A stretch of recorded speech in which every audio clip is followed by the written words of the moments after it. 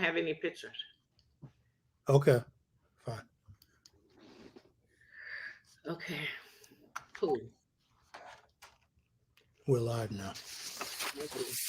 Greetings. This is the Dr. Obachashaka Show.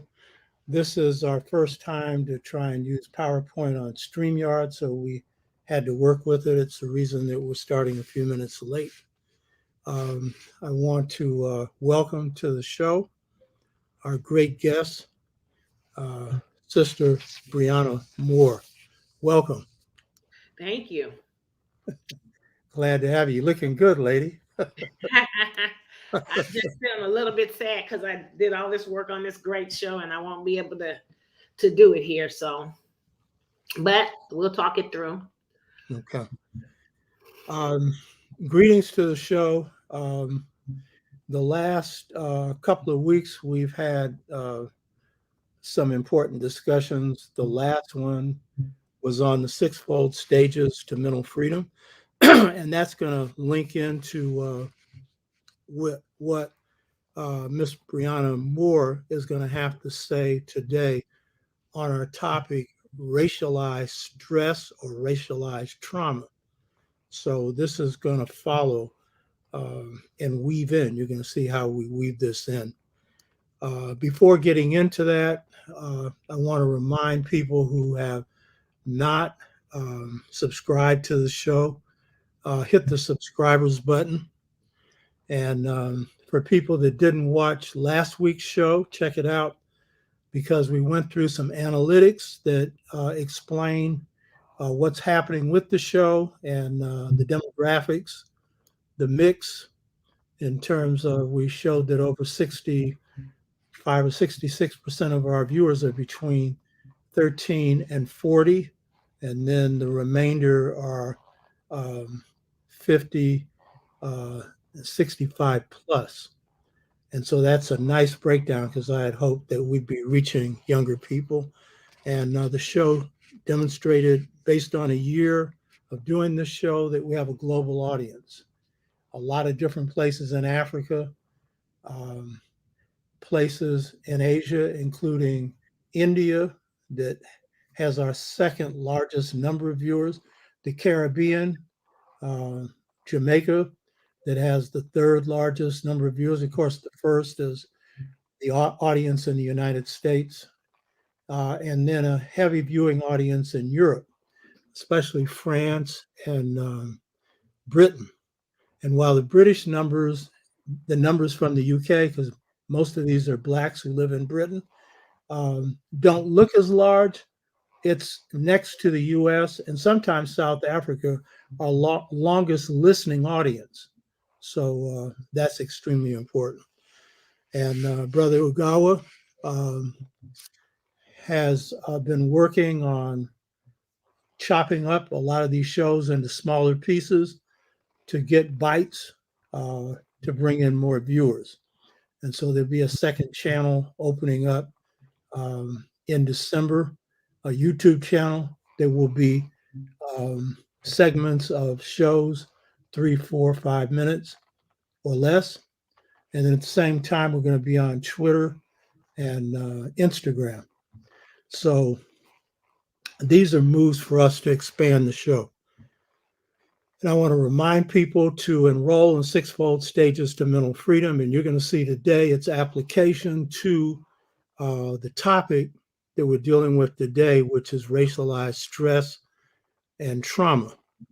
And we'll be looking at how the sixfold stages to mental freedom addresses solutions to some of these internal issues that play a disruptive role in our lives due to living under this system of oppression. So the topic today, racialized stress or trauma and how to defeat it. That's the real key point, how to defeat it. We're not just talking about the woe is me, which we go through, but how do you address it and overcome it? So last week I made a point that sixfold stages to mental freedom, there are issues it doesn't address, like if someone has psychological issues. that require professional help. And so if someone has schizophrenia, bipolar, this kind of stuff, they're going to need help on that. And we know some of these are caused by traumatic events. And just being in this country is traumatic. You know what I mean? So how do you handle that? So we need help. And so we brought in one of our great specialists in this area, Sister Briana Moore. And you saw her a short time before addressing other issues of trauma. So to help us better understand these issues and how to heal ourselves from trauma and stress, we're honored to have Miss Briana Moore back. She's an associate clinical social worker with a master's degree in her field and years of experience in helping people with these issues, as well as dealing with her own. And she's a wise elder. She's a young elder compared to me. I want to remind you of that. And so she'll be bringing in her wisdom, which is what you are mainly going to hear here. So it's really good to have you back on the show. And these are the kind of issues that we want to deal with, not just the big political issues and the bigger issues of the philosophy of our people, the history of our people, and stuff like that, but the day-to-day issues that people are facing in their lives. And how can we be of help in helping people negotiate them? So since the topic for today's show is racialized trauma or stress,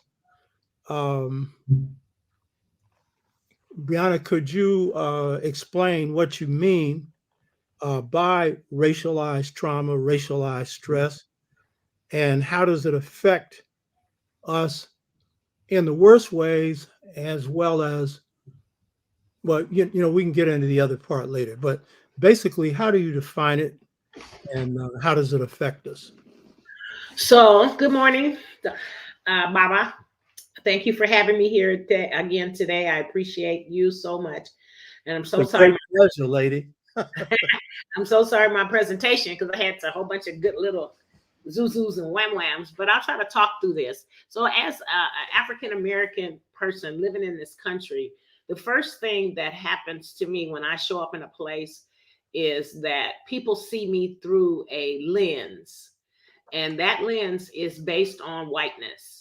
All bodies are compared to white supremacy. And so anything other than that is othered or marginalized.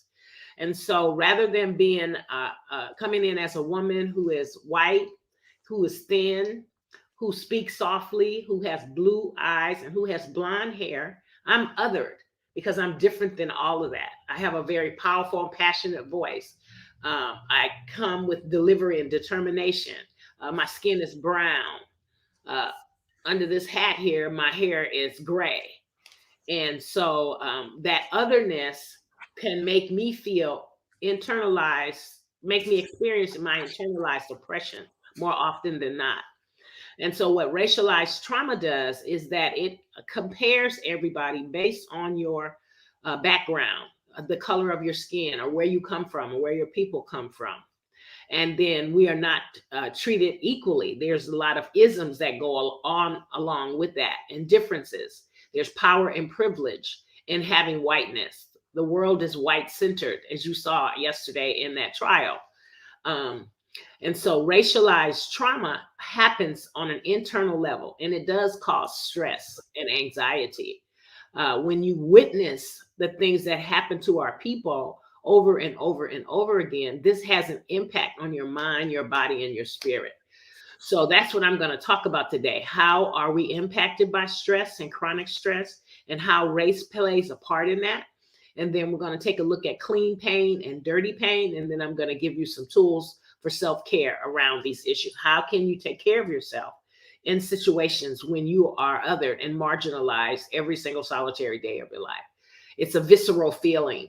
You know, it it's in your cells, in your DNA. It's passed down from generation to generation through epigenetics, through our DNA. And so, in some kind of way, and it's not some kind of way, amazingly, we continue to survive. We continue to help one another. We continue to pull each other up, and we continue to thrive. And that's what we have to do these days: thrive rather than survive. We have to thrive. And so we need 5 elements to be able to do that. We need to be able to feel safe. We need to be able to feel secure. We need to be able to be seen. We able to be stable and have stabilization in our lives. And when we don't have these elements on a significant level, then we are no longer adapting. We are no longer standing in our power. So we have to see each other. We have to help each other feel safe. We have to help each other feel secure. We have to help each other feel stable by encouraging and motivating and watching shows like yours, Baba. So that's what I wanted to say about racialized trauma. You want me to go ahead with the presentation? No, let's want to flesh this out Okay. a little bit more. So just give some examples of how racialized trauma is experienced by Black people. Just give a few examples. Well, a few examples of how we have racialized trauma. We have racial tension. And so let's take, for example, if you're walking down the street. I'll give a perfect an example. One time I came upon this a white lady. I love lapis. So she had a large lapis stone around her neck. And so I walked up to her and I came upon her too suddenly and she backed up. It was a natural reaction. And she was immediately afraid of me, simply because I went into her space, but I also didn't look like her. And because of her bias, she automatically felt afraid of me. So when you see, we're conditioned in this country to be afraid of Black men, for example. Even Black people have the fear of Black men. And that's because of conditioning. And that's what racialized trauma is about: being conditioned to not accept or see or be with something that's other than you. So those are biases. We either have implicit bias or explicit bias. And so when you are out in the world and people are telling you to be afraid, I mean, you could see the examples of Black men getting shot and the trials that are going on right now. That's due to racialized trauma. And then they'll turn it around and say that they were afraid of us. And so when you are afraid of something, or of a body that doesn't look like yours, you react to that. And because we are in a white supremacy society, then they are conditioned to say, yes, they are afraid of us. Why? Because they don't see us as human beings for the most part. And so when you have this kind of fear and terror about a person or a situation that does not look like you, then you respond from your fight, flight, or freeze element. So either you will fight back, or you will run, or you'll just get frozen and you can't move. And so those are my examples of racialized trauma. Does that make sense? Yeah, and let me tie that in to another framework, which is the history of that. Okay. So Blacks coming into this country Mm-hmm. as enslaved people, first as indentured servants, 1619, and then that's transformed into enslavement. Mm-hmm.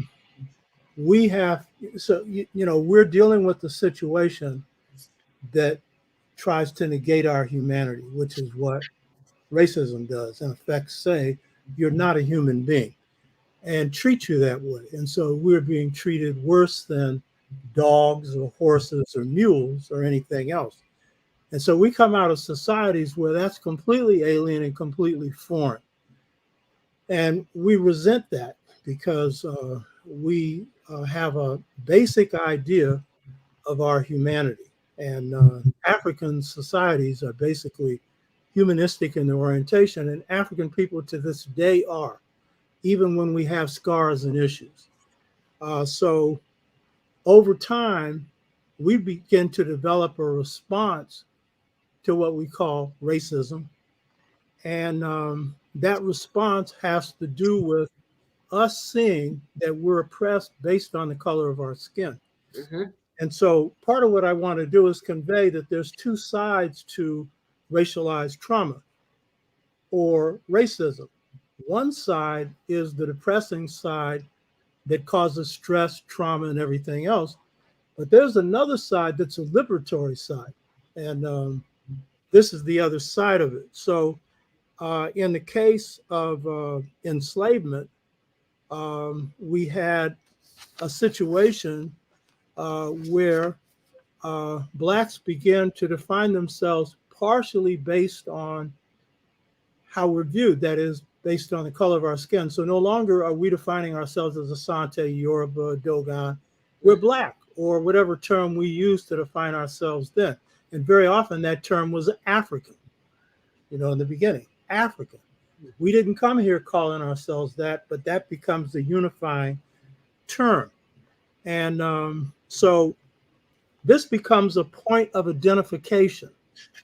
And this point of identification is a point of defining not the whole of peoplehood, because there's a whole bunch of stuff that comes up under our culture, but it is the defining marker that we're Black or we're African.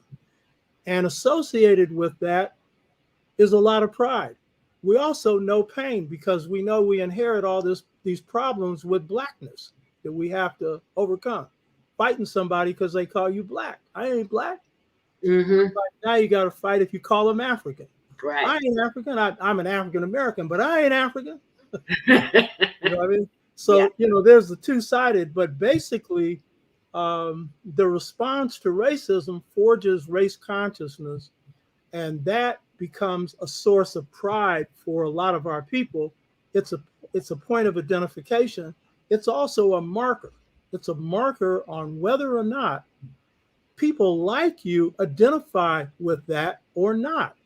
And so if some, for a variety of reasons, brainwashing and otherwise, choose not to, we call them no nation. We had a term that's negative we don't use on this show, but I would say no nation Africans or no nation Blacks, meaning you haven't chose to identify with us.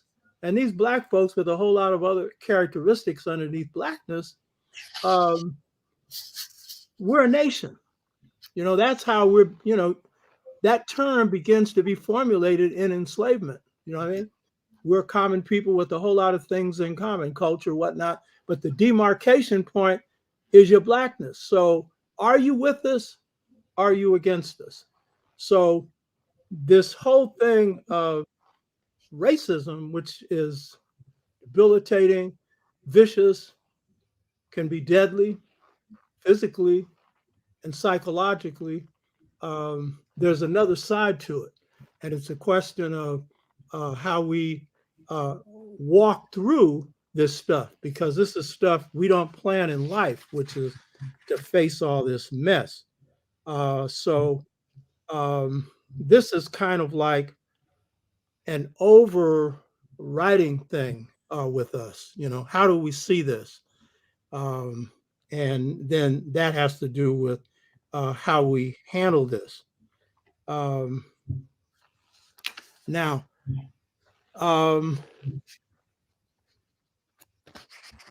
question.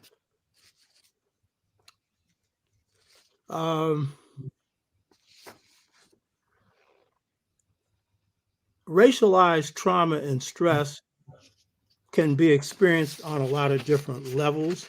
Mm-hmm. And you talk about it having an impact on mind, body, and spirit. Can you discuss that more? Yes. So, first of all, to look at stress, we have to take a look at why understanding stress is important. Because if you think about it, has anybody not experienced any stress in the past week?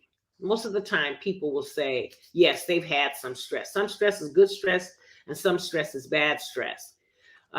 Good stress is like when you're planning a wedding, or you're planning a birthday party, or you're planning to go out and do something. You feel a little bit of tension in your body as a result of that.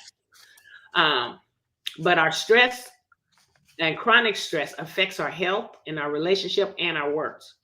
And when we think about the past year and a half being quarantined, isolated, having homeschooling, working from home, mask and hand washing, we all have experienced some stress. But healing is impossible. It's possible. So it might be nice to dream that it might just melt away the stress that we have. But if we don't take care of ourselves and know that it's a part of our daily lives and it comes in many forms, that most of the time we think of stress as bad. But there are some good times that you have stress. Preparing for a test, you get really stressed out about that. So the difference between stress, anxiety, and chronic stress are that you have stress when you're overcome with pressures that causes the hormone adrenaline to be released. And that comes from a sensory result, something you see, something you hear, something you taste, something you feel, something you smell. That can cause you to feel stress. But when the stressor is removed from the body, then the body returns to what we call a settled or a normal state, a normal calm state. And then your breathing returns to normal and your heartbeat slows and you reset again. But anxiety is when the stressor has been removed and you still have the impact of your body. So you have a feeling of doom suddenly with any trigger or recognized stressor. It aggravates your anxiety level. It could cause a panic attack, like a racing heart. You experience sweaty hands and face, and shallow breathing, which is difficult to grasp a full inhale or an exhale. And then finally, chronic stress is the emotional response and to pressure felt or experienced for a prolonged period of time. Can we say pandemic? In a prolonged period of time in which an individual perceives to have little or no control. It can occur in response to everyday stressors as well as exposure to traumatic events. So that's the difference between stress, anxiety, and chronic stress. And chronic stress can affect different parts of your body. You could lose your hair, you could have headaches, asthma, heart disease, gain weight, diabetes, and poor gut health. It can impact your autoimmune system as well. So, some of the stressors related to chronic stress is number one, daily stress, like poor sleep, children, traffic, and even your work environment. Number two, we have environmental triggers where we have living accommodations that may not be adequate. Social media, intimate relationships could also be an environmental trigger to chronic stress. And then you have stressful events like death and moving and divorce and unemployment and racism, watching our people in our environment be targeted. You have stressful emotions that come up like anxiety, frustration, boredom, and guilt, where you feel overwhelmed and just generally unsatisfied. And then finally, we have stressful relationships where we begin to feel unappreciated or unsupported. And if you have a people that feel unappreciated or unsupported, that results in feeling humiliated and rejected, judged, and excluded. And then that has an impact on your mind, body, and spirit because you take that into your mind. I have a saying, what you think about, you bring about. So if I think of myself as unappreciated and unsupported, then all of that kind of behavior will come towards me. If I change the way I think about that, then and think about that more in a positive way, like, when we have these types of symposiums on Saturday morning, then we get to look at ourselves as a people that are empowered and that have been able to manage to continue on.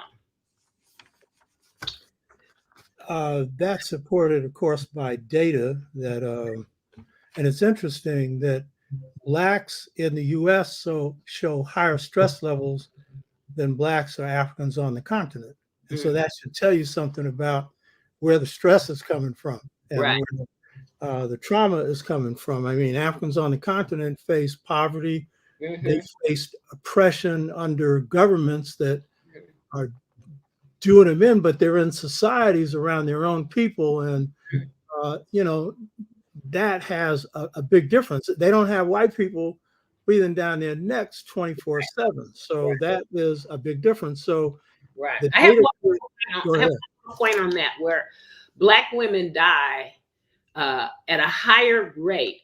Research tells us that they die at a higher rate due to congestive heart failure than any other group. And that's because we have so much grief that goes unstated. And so it festers itself in our body. And so we say, I always have this saying, ain't nobody got time for that. Because if I lay down and stop, then a whole bunch of other systems stop as well. So imagine being a Black grandmother or a Black mother or a Black father that's trying to hold the whole family together.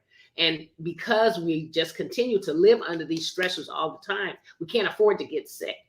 And so we also don't give ourselves time to rest because we're conditioned that we can do more. We have this superwoman and superman complex that we got to do more and we have to do more with less. Well, that's killing us. That is a lie that is killing us. So rest and self-care are key and integral to our way of being. Yeah, there are a number of things that can block you in terms of self-care. And of course, stress can disrupt rest, sleep, and everything else. Absolutely. So it's clear that number one, for example, blood pressure, the blood pressure levels in this country are high, period. And then if you go look at how much higher they are for Blacks, then they're off the wall. And that's telling you something. And so a lot of the studies will say, oh, it's hard to determine. Or they'll just trace it to, you put salt in your diet. Yeah, that contributes. We're overweight. Well, what causes overweight? A lot of it's stress. Right. You know what I mean? A lot of it's stress. Whereas in Africa, it used to be viewed as, and still is, that a heavy set woman is more desirable than a lean one. And also, heavy setness comes out of something different. It's not coming out of stress. You know what I mean?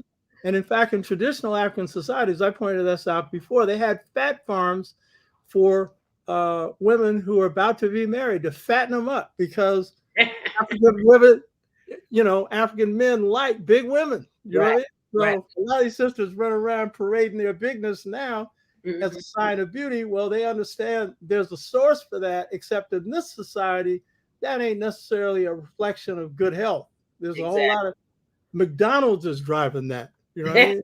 Like in Africa, the food you're eating is a lot healthier. So there are a lot of things driving that. So, your point, that's a very important point, that the high death rate among sisters through heart attacks due to stress and due to trauma. And we know that is a cause for all kinds of organ failures, heart, kidney, all kinds. Liver. Diabetes. Yes. Partially, diet related, but also stress related. Some people who have diabetes don't have any, weight problem, but they got a stress problem. And then sometimes mental illness, which can be brought on by a sick society, can then affect health, bring on diabetes, bring on high blood pressure, bring on heart attacks, based on the perception of reality that you can say, well, yeah, it's not true, but based on how the society is organized, it's a sick society. So it's going to produce sickness with people. So yeah, that point is extremely important. Now, you had a thing that you just went over briefly, and it's a way that you can respond to trauma or stress, and you characterize it as clean pain and dirty pain. Why don't you go into that a little bit more? Okay. Let me get to that slide. And the reason we're doing that is, part of the question is, how do you respond to this? Right. So in Resmaa Mensah's book, In My Grandmother's Hand, he talks about clean pain and dirty pain. And so clean pain is pain that mends and can build your capacity for growth. And you experience it when you know exactly what you need to say or do, when you really don't want to say or do it, and you do it anyway. It's also the pain you experience when you have no idea what to do, and when you're worried or scared about what might happen, and you step forward into the unknown with honesty and vulnerability. Some examples of clean pain are grief, sorrow, sadness, the loss of a friend or a loved one, death, divorce, separation, or friendship ends. Sadness and sorrow. Someone you care about is ill or has been in an accident, causing short or long term pain. Natural disasters or terrorist events. Being sad or upset. Someone does or says something to you that is intentionally hurtful. Regret. You did some sort of wrong against another person. Hurt or sadness means you have hurt or sadness over an experience, either past or present, that you haven't grieved or worked through. We just shut the door on that. I have an example of clean pain. A friend of mine, her daughter died a couple of years ago, and she's still dealing with the grief of that. And we used to go out and have lunch, three of us, at least on a quarterly basis. And so she couldn't come out. She didn't want cards or anything as a result of the death of her daughter. Her heart was broken. And so she's experiencing this clean pain, and so much so where I called her and I found out that now she's living with Parkinson's disease. And my heart was just really, really broken. I mean, this was, God, I feel like crying. This was a woman who was so instrumental to me in my career when I worked in San Francisco for the city and county of San Francisco. And she actually allowed me to go to school, to work 10 hours a day, 4 days a week, so that I could be in the master's program at San Francisco State. One day I had to be there 1 day a week.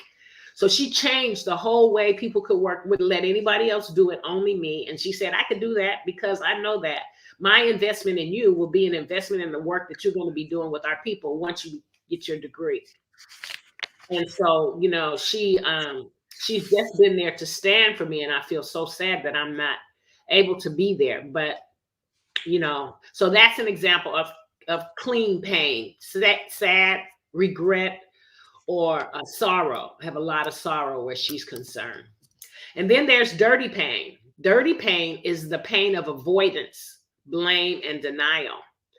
We respond from our most wounded parts that become cruel or violent.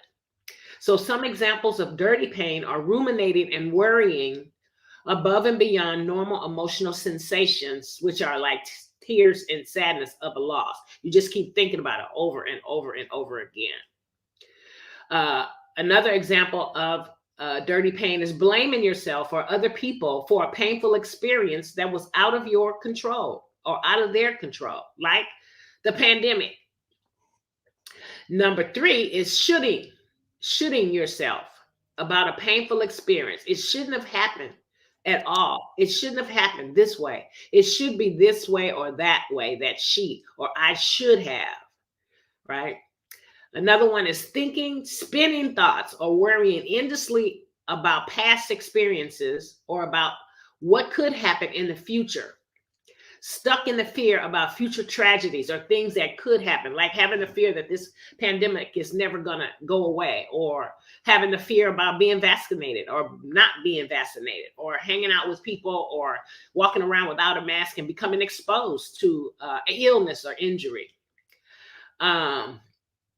And then another one is blaming a victim for what they are wearing or what they are doing. Like what happened with that trial yesterday. Blaming the victim. The perpetrator then becomes the victim, you know. And then finally, blaming an entire group for the actions of one or few. You know, we have this motto in our community, where and when I enter, the whole race enters with me. So we have to, make ourselves behave in a certain way because we know that we will be blamed for the way that our folks. So to heal requires discomfort, but also refusing to heal also is uncomfortable. And so there are a few ways to begin the healing process. Okay, hold that off. Okay. All right. These are key. Any more you want to say about these two? Clean pain and dirty pain. No, I think that captures it. Yeah, so I'd say that to summarize your point, clean pain is natural pain that arises out of Yes. various circumstances of life Yes. that can trigger painful experiences Mm-hmm. that are experienced as human beings. Yes. And so there are setbacks, they're hard, they're rough, they're tough, Mm-hmm. and you face them and you go through them. Mm-hmm. And dirty pain, essentially what you're saying is it's avoiding Mm-hmm. dealing with the pain Right. and using negative ways to handle the pain. Right. And I would say one of the biggest expressions of this is cynicism. Good one. Cynic. Good one. Yeah. I know people who are in loving relationships, but for various reasons, because of something that's happened, one of the members may blame somebody for it. And then what ends up happening is the people around them end up suffering who didn't cause whatever it is they're blaming people for. Mm-hmm. I know teachers who were great teachers until something was done to them that was wrong and it may have been racist. Mm-hmm. And then what they do, they become cynical and they no longer show any concern because they haven't addressed whatever it was that they faced appropriately. Then they put it on their students and they become poor teachers Right. because I call cynicism cowardice. One of the words that keeps coming through when you talk about dirty pain is fear. Mm-hmm. Keeps coming over. You kept saying fear of this, fear of that. Mm-hmm. That is, and my previous shows, I made the point that fear is the greatest roadblock to development. Mm-hmm. And I think you repeated it before. What does fear mean? What are those FEAR? What is it? False evidence appearing real. Yeah. So very often what we've constructed that we're fearful of isn't real, like death. Some people have the view that death is the negation of everything. That was my mother's view. You just go in the ground. And then, as I've said in a previous show, but she didn't walk around with fear, by the way. Mm-hmm. But after she passed on, my sister, who was on my shows on astrology, she had a communication on the other side with my mother. And she said, if she had known that heaven was so beautiful, she wouldn't have resisted dying so long. Because she Mm-hmm. told me she was living on borrowed time and her will was keeping her going for quite a while. Mm-hmm. So fear is the great big roadblock, and it's false and Mm-hmm. it's taught. So basically, what Miss Moore, is telling you is a lot of this stuff is how you handle it. There's a lot more to handling it, but it's a question of, is it a case purely of lemons or lemons that get turned to lemonade? And don't get me wrong, I'm not saying turning oppression into lemonade. I'm saying that there are approaches to this that can actually lead to growth. So I'm going to give some examples in enslavement and then apply it to now and also now. We have the idea of post-traumatic slave syndrome, that the enslaved were just under the stress. Woe is me. They broke us. They dehumanized us. I keep telling you, cut that dehumanized us out. Mm-hmm. It was the savage who enslaved you who was dehumanized. Mm-hmm. Yes, we got scars. A few of us were really messed up, but most of us came out with our humanity intact, with scars, with issues. And that's the truth of it. You know what I mean? So what was one of the attitudes that our people had coming into enslavement and during enslavement? Remember, these are Africans. At first, Yoruba, Asante, Dogon. What were they? One of them was this. They were divine beings here on earth. They had a mission in life. And their view was enslavement was interrupting their mission. Mm-hmm. This is a real key point. They didn't have the individualistic view of, oh, it's just stopping me. Yes, it was me as a person. but me is a part of a divine group of divine beings, because all human beings are. But that's the African view. And they also had this view: just because you're enslaved isn't going to give you a passport to freedom on this earth or freedom above. Even an enslaved African had to mind after their character, mind after tending to their own humanity and looking out for others. So they had a sense of spiritual self-reliance. You know what I mean? And it wasn't a woe is me, though it was woe is me, because you seeing somebody getting their arm chopped off, whipped, 100 lashes, all the vicious stuff that happened. Yeah, you know what I mean? That's a terrible thing to experience. But they had this notion that within them, enslavement, which is unnatural and shouldn't exist, that they have to some way overcome it through rebellions, through work slowdowns, through escape, through whatever. You know what I mean? But the desire was for freedom, but there was a spiritual core at the heart of that. And so that was real key. And that sustained us. And then believing that God's within us, we're a powerful force. That was really the force that enabled us to resist. And that's why our leaders were mostly diviners and spirit people, like Nat Turner, who was a spirit man. And most of our movements have had these two dimensions: the spirit part, the political part. So that's a part of it. And what I'd also say is that in trauma and stress, there's the trauma of oppression, and then there's the natural trauma or stress that occurs through life. And so in the case, for example, of destiny, and we've covered this before, is your ka, or your kra, or your ori. These are concepts for people. This is real. Africans came in here believing they compacted with God in heaven, and they've got to resist this thing because this is messing them up in their expression of creativity. So our definition of freedom was to be creative. And so in enslavement, what do? We take the trauma of enslavement and come up with an art form.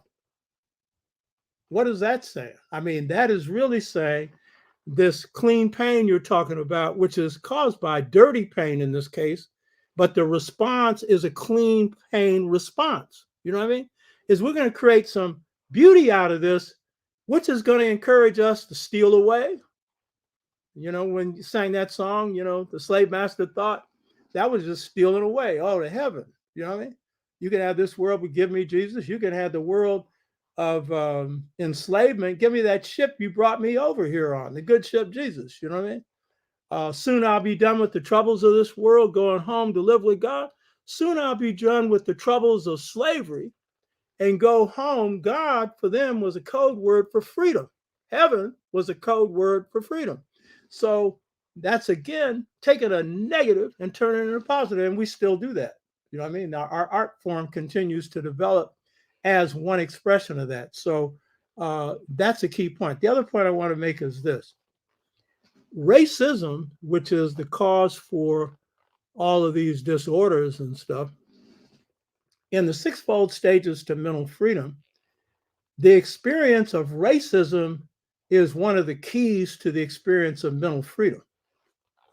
So check this one out, because it depends on how you see it.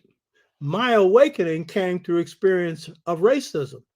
My ability to see my enemy the way my enemy is. First of all, to see him as my enemy, not to see racism as just being visited on me and then it's woe is me, but to see who's visiting it on me, who's causing it, that put it on me, and what can I do to take it off?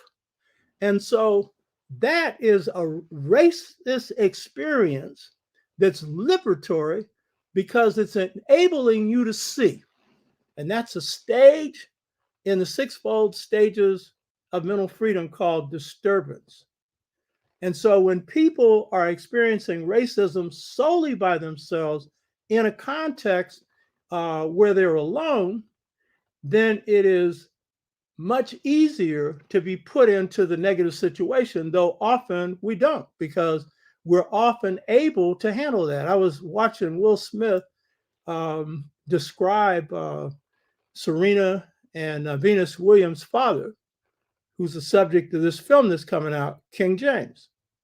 And he is somebody who was able to take a situation and turn it into a positive. And he and his wife decided they wanted children that would be tennis stars. But here's a key point. With him, this whole ability to move on, and this was Will Smith's observation. I thought it was a brilliant observation, because an actor has to get into the skin of whoever they're going to portray. And so he was thinking about his father, of whom he has mixed feelings towards for good reason. But that wasn't the point with King Richard, you know. It was that he said that older generation of Black men, and this is true of Black women as well, had nothing to rely on but themselves. But if you turn that into a positive, you're a one-man army up against a system. You know, my father was like that. He often said to us, but my mother always questioned it. I said this before, that he had an 8th grade education. My sister told me he had no education. He educated himself by reading newspapers. And he was a thinker, and he was very smart. You know what I mean? So literally, he was raising himself at 12 years of age, you know, and was a very good man, you know. So, but this is a case where racism is coming down on your head. If you want to talk about woe is me, this is the case where, yeah, this can really do you in. And my father had resentments. He wanted to be a lawyer, you know, but never had the time to be able to go to school to get anything, to go to law school. And he was brilliant, wanted me to be a lawyer. That was a part of his thing. So we had generations of Black people who literally had nothing to rely on but themselves, and in some cases, the people immediately around them, but some just by themselves. But because they took the positive course, then that was a transformational experience, you know? So that's a good example of clean pain. So what I'm suggesting is that everything, you know, the shows that I did on twin thought, the spiritual blues, it's telling you everything in African American and African culture cuts two ways. It never just cuts one way. And so it's a question of how you handle it. So clean pain, dirty pain, that is a real key point that, you know, you're talking about. Now you have a term, window of tolerance. What does that mean in terms of dealing with stress and trauma? Your sound is off, Briana. I got it. I was coughing there. I didn't want to impact Okay. that. So before we go on, you were talking about your dad and how, you know, he had to educate himself, and my dad had to do that too. My dad died in 1964, and he had 3 jobs in the service industry, and in California. He came from Texas, so he was a doorman, a So was my father. a Pullman porter on the railroad, and a taxi cab driver. So he was subjected to so much oppression in these jobs with that kind of yes sir, no sir attitude. But when he came to his community in San Francisco, they used to have, well, they had, it's not called Fillmore now, but they had a hotel called the Booker T. Washington Hotel. And so he would be down there, all his friends would be down there, and my dad dressed every single solitary day. I mean, sharp hat, pocket, shine shoes, pants, I mean, just clean, right? And he died at 58 years old. No matter how clean he was, no matter how loving and giving he was, the oppression and the stress of those jobs, coupled with being a Black man in America, or at that time a Negro, was just really a lot on his heart. And I think that his death and his strength and his determination came to me through epigenetics. And that's how come I get to still stand. However, my brother did not. He died at 58 years old as well. And he suffered with schizophrenia from 19 to 58 years old. So I just wanted to have that sense of relationship. Can I just piggyback on that? Sure. That's a very good example you give. Number one, the fact that older Blacks, and a lot of Blacks now, and a lot of people now, because of the way this economy is set up, you can't make it on one job, so they're doing a bunch of jobs. But older Blacks, that was the way you survived. Right. You know? But your point about the key thing that took your father out was the insults and all the crap that he had to take on those jobs, and feeling that he had to take it, and knowing that if he didn't, he'd lose the job. And then, of course, he got to take care of his family. Now, in this respect, I give you, because in the case of stress or anything, there are different responses according to the person. And then, of course, according to the time, because I think what you're describing is more like what most Black people had to put up with and how they responded, you know? And some of them felt they were resisting, but it was on the QT, but it did them in internally, high blood pressure and everything else. Now, my father, he lived to 78, and he died of cancer and some other things. But the key thing is, I think he lived longer, and he could have lived longer if he had taken even better care of his health. Yeah. But he lived longer because he didn't take it. You know what I mean? In other words, for example, he was a doorman, and he was a longshoreman. And as a longshoreman, you didn't need to be a doorman. That was the best paid jobs that Blacks could get at the time. Blacks that better paid than a teacher. You weren't rich, but he could buy a house. He had a new car every 2 to 3 years until he retired. Then he got smart. I've only had one new car in my life. I said, hell no, you know what I mean? But it was nice. Buicks, big old beautiful Buick. He deserved it too. I ain't knocking him. He worked his butt off for that. We never had one hungry day. And my mother got to stay home and exercise heavy manners on us. That's a Caribbean term. You know what I mean? You know what that means. No, what? Heavy manners means if you're out of line, your butt's getting whipped. But she also gave us good love, had us math, reading, writing in 4 years of age. Was a straight A student. You know what I mean? And was preparing us for excellence, gave us that example. But the reason that my father took a second job, and my mother always said he didn't need a second job. Why? Because he got legal license to beat up white people. So he was smart. He never carried a gun because he didn't want to go to jail. My father had 3 fears. I said this before: airplanes, hospitals, and jails. He never said he feared any of those. I know that because that's what he avoided. Only flew once, and that's when he called me up to ask me to give him some money. He never asked me for money. He was giving me money. When I was in Corps, that was one of my backups, my father. When I'm in Mississippi facing the Klan, I'm writing my father saying, well, no, my mother. I said, I did all of this, blah, blah, blah, and I'm going to need some more money. He was a backup. I was only a financial backup for him once. You know what I mean? But the key point is he got that job. And by the way, he carried brass knuckles. Oh. Because he's a little guy. So if you go up against some of these big guys in a fair fight, he's gonna lose. Right. He come home one night and he had knocked out a pug-nosed, pug-eared Marine Corps captain who had been a boxer.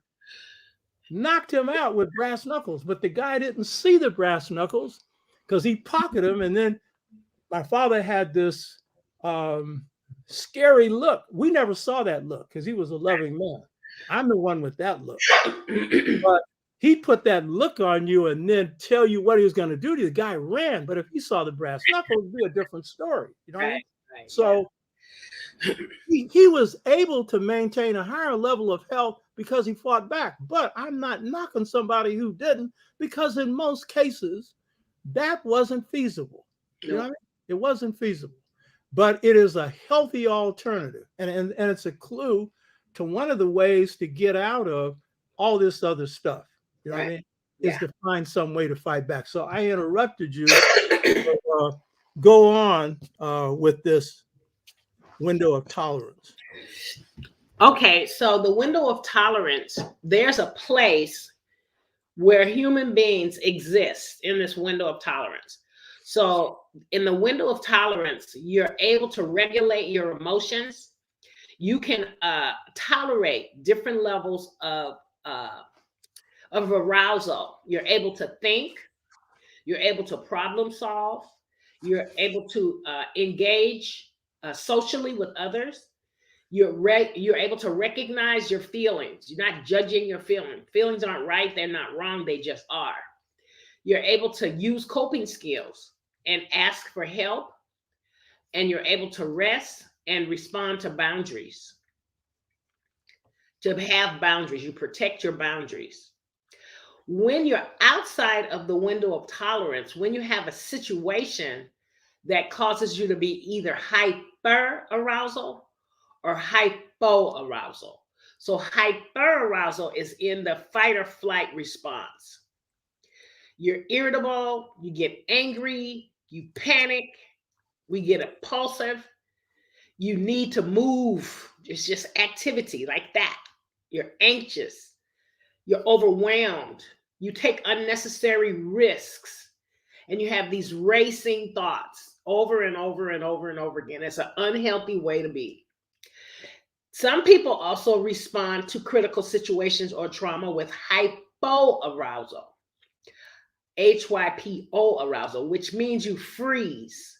You have the freeze response. So you either have fight or flight response or you have the freeze response. In the freeze response, in the window of tolerance, you have high levels of depression.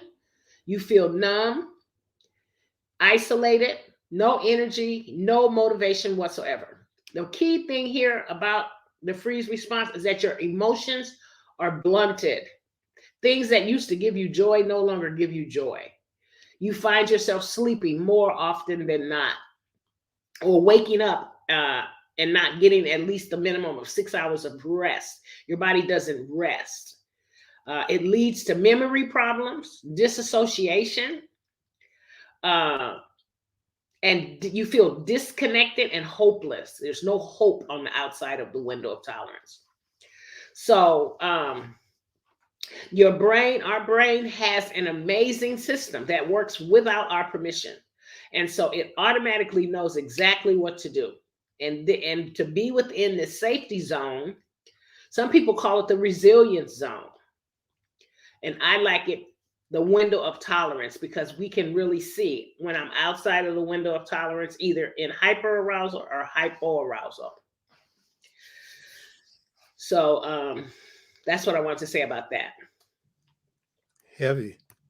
I hope Yeah. people are noting this because some of us are in denial sometimes on our response to certain things and think, oh, well, this isn't stress, blah, blah. Everything's all right. Right. Denial is one of the biggest problems Yes. with anything.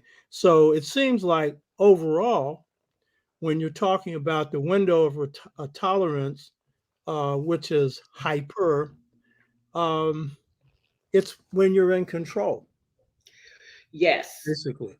Yes. And so various things can happen in life, but you can handle it, you know. Exactly.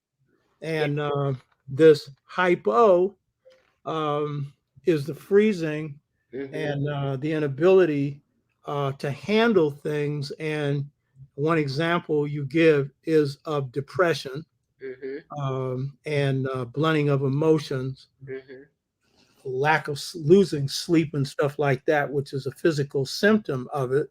hmm Um, and shutting down of memory, at least not as good because of the stress. Now, and I want to go back to something that is key in terms of people who are in the positive window of tolerance where they're in control. hmm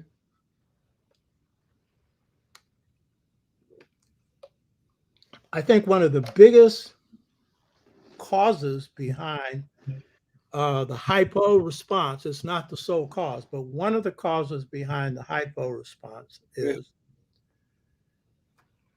that we come into this world, and I'm going back to this idea of your ka, your ori, your gifts or your destiny.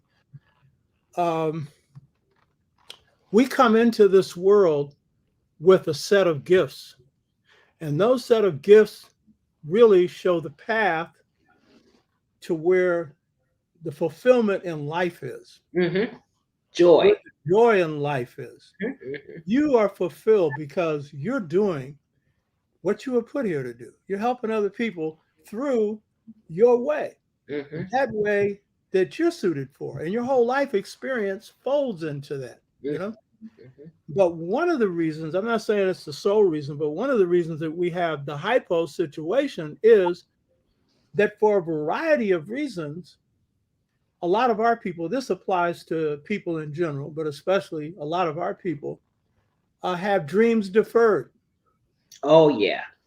dreams that they would have liked to have fulfilled that they didn't for a variety of reasons. Mm-hmm.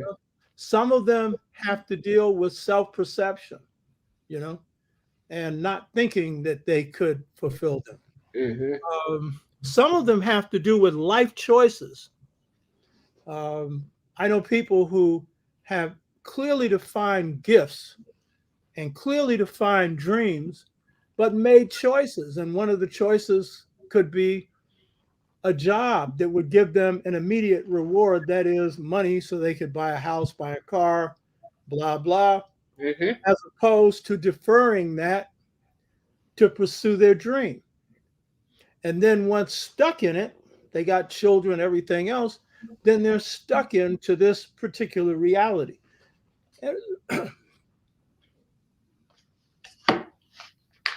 And one of the expressions of that can be depression, because you're doing things, you know, your whole life is surrounded by things you hate doing.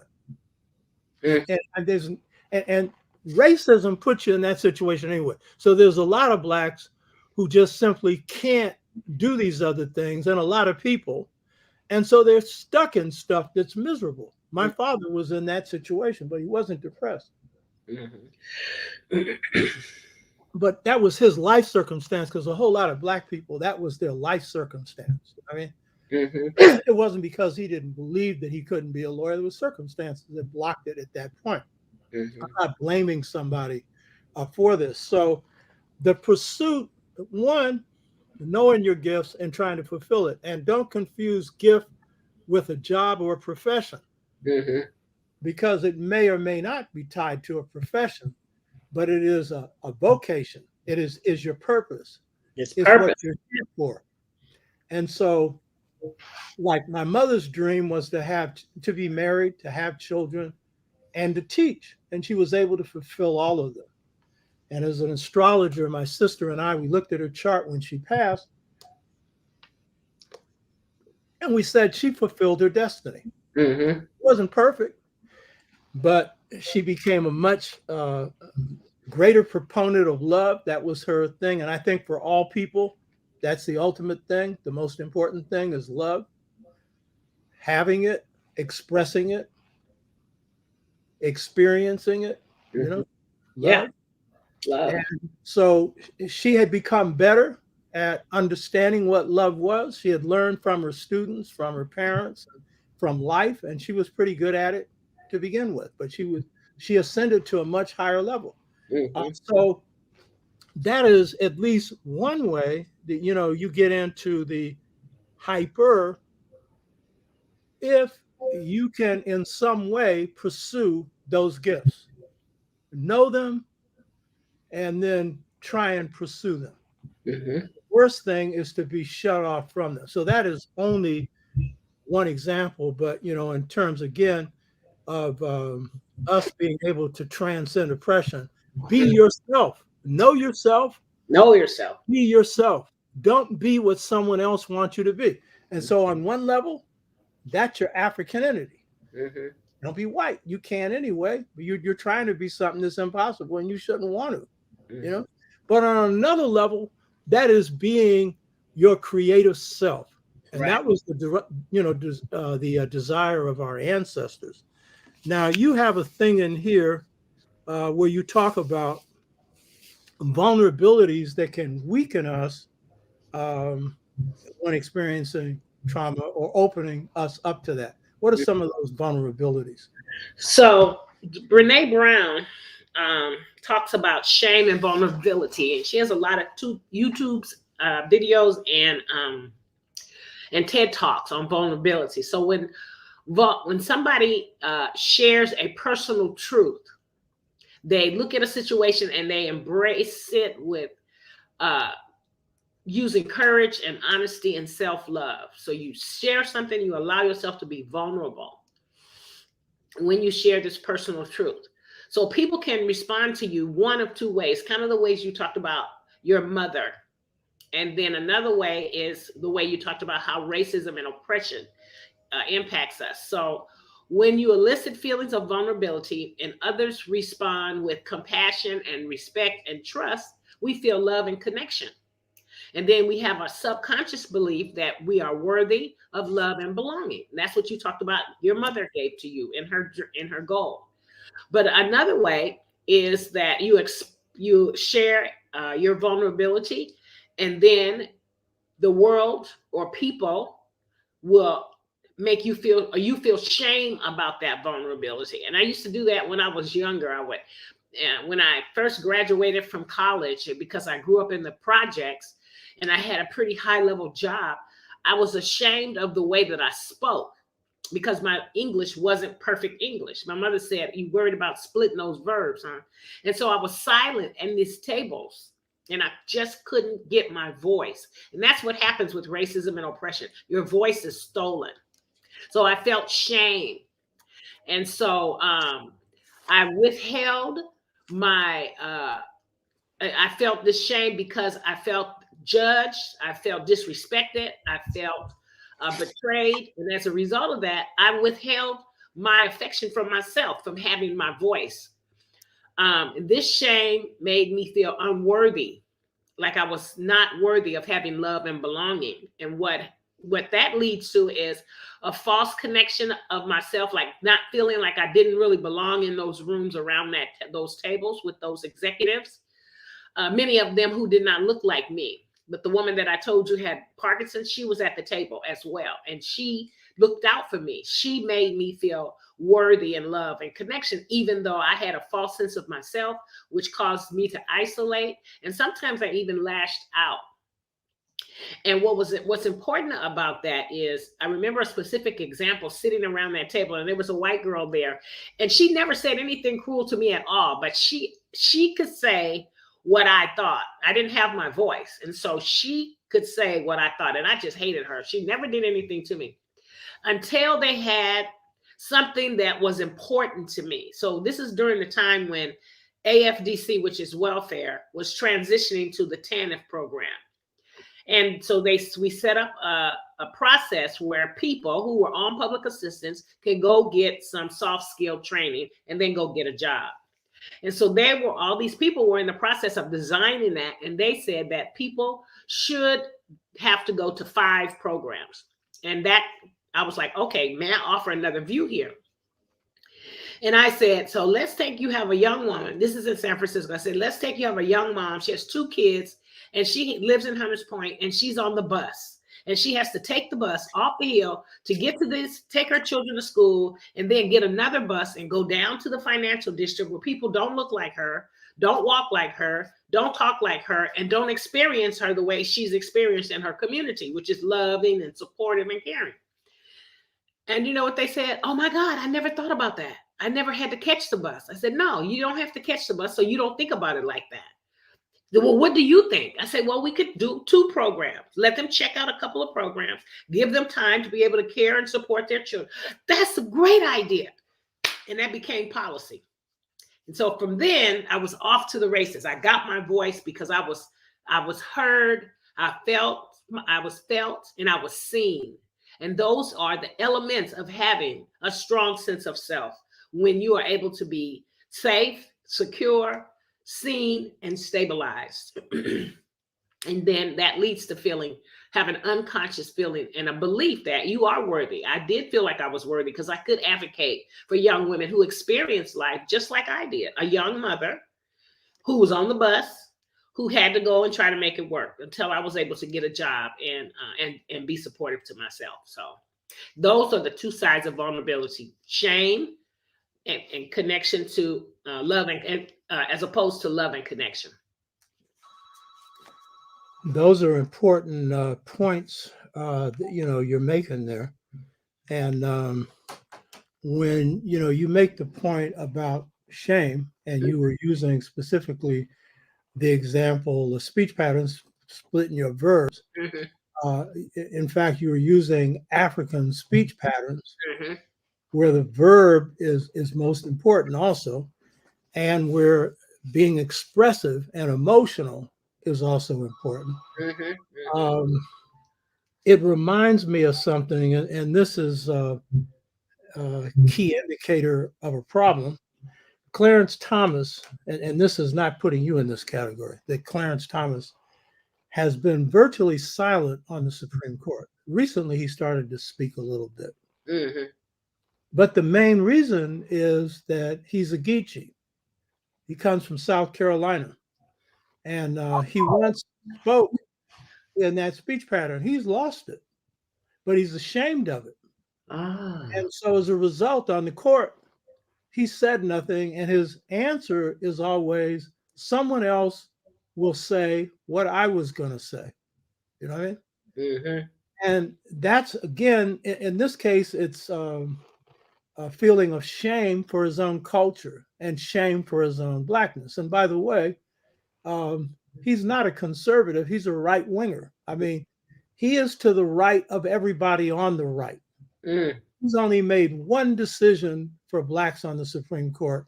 That's when a Ku Klux Klan, cross was burned on a Black person's lawn. That brought back such deep memories that he had to do something. But Right. other than that, he hasn't made one positive decision for Blacks or for anybody human. You know what Mm. I mean? Bush one knew what he was doing when he stuck him on the Supreme Court. He did not put somebody on that was likely to turn. Mm-hmm. So this point of vulnerability, I think, is really important. And your point about when someone is healthy in this stage, they're able to deal with the truths that face them openly and Mm-hmm. honestly. And that's another key thing that I would say is key to any kind of health. Most important thing in life is the truth. Yep. Follow the truth. Go wherever it takes you. It Mm-hmm. doesn't matter who you learn it from. Mm-hmm. And usually you learn it from within yourself. Follow that. Mm-hmm. And that is really the key to life. That's where the joy in life is. But it isn't always easy. Right. Like my awakening experience, to understand my ignorance, that was not a pleasant experience. To Right. understand I've been brainwashed, that was not pleasant.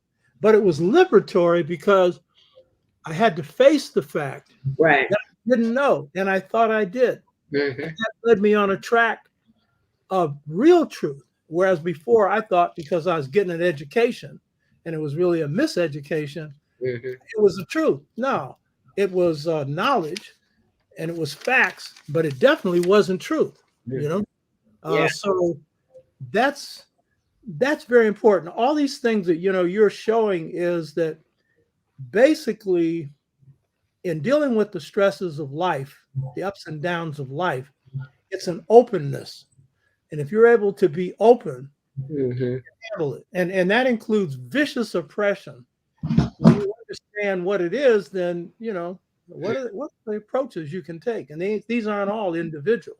So Right. that's very important. Now you have a term, um, and I think this is where the rubber hits the road. This is where the healing stuff can really come in. Mm-hmm.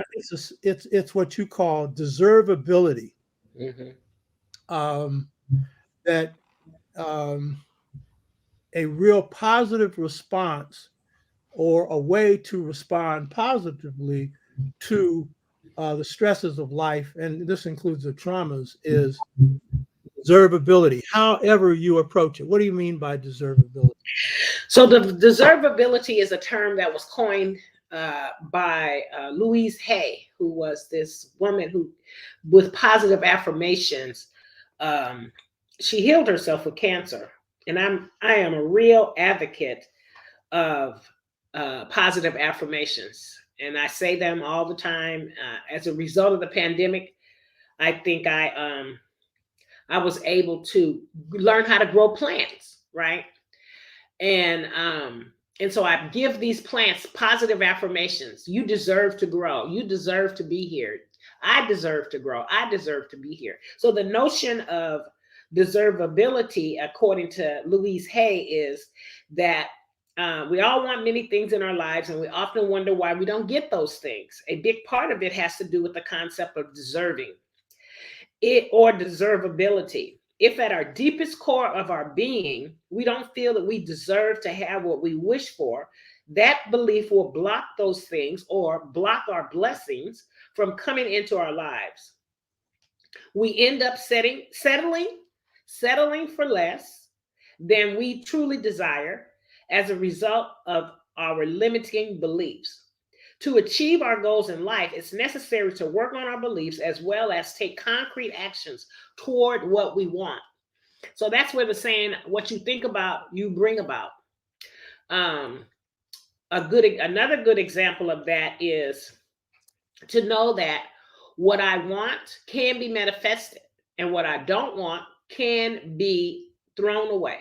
And it's just simply about how I think about that, and how I think and what I tell myself that I deserve or that I don't deserve. I tell everybody I drive a Cadillac, right? I'm an old Black lady and I drive a Cadillac, and I like to drive in the fast lane because everybody knows you don't drive a Cadillac fast, right? And so people say, well, why don't you just drive in the slow lane? It's like, no, I like to drive in the fast lane.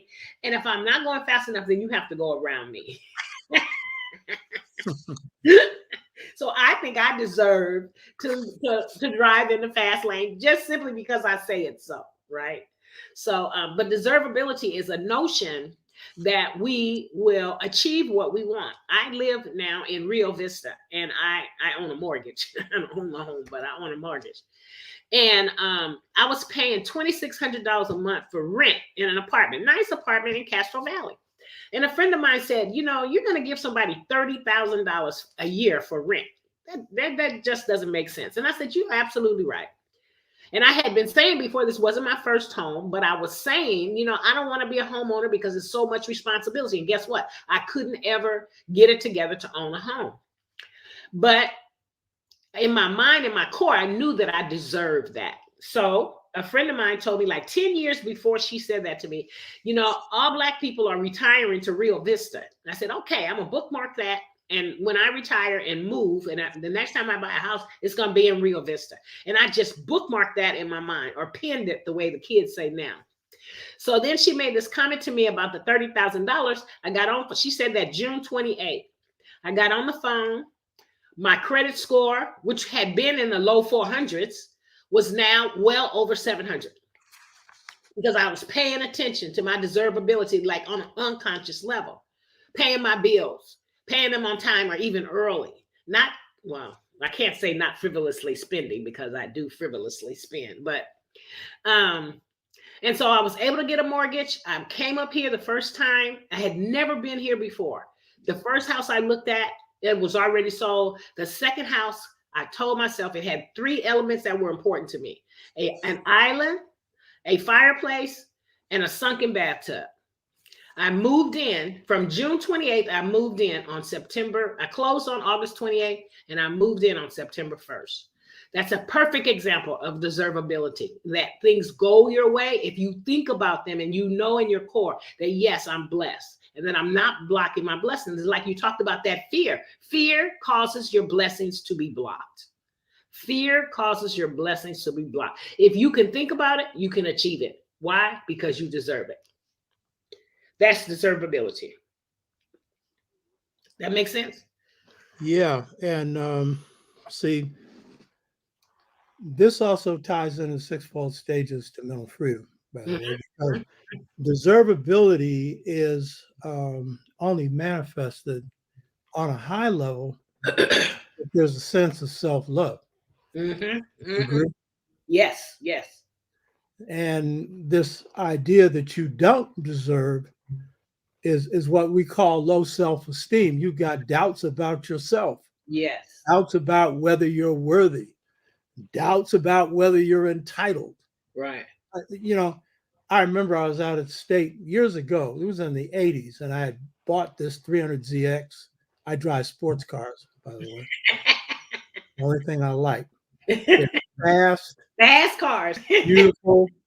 They got all the things that I like. I don't like driving other than this. So one of my faculty members comes up. I just bought it. This is 1987. I bought it in 87, so it was 1987.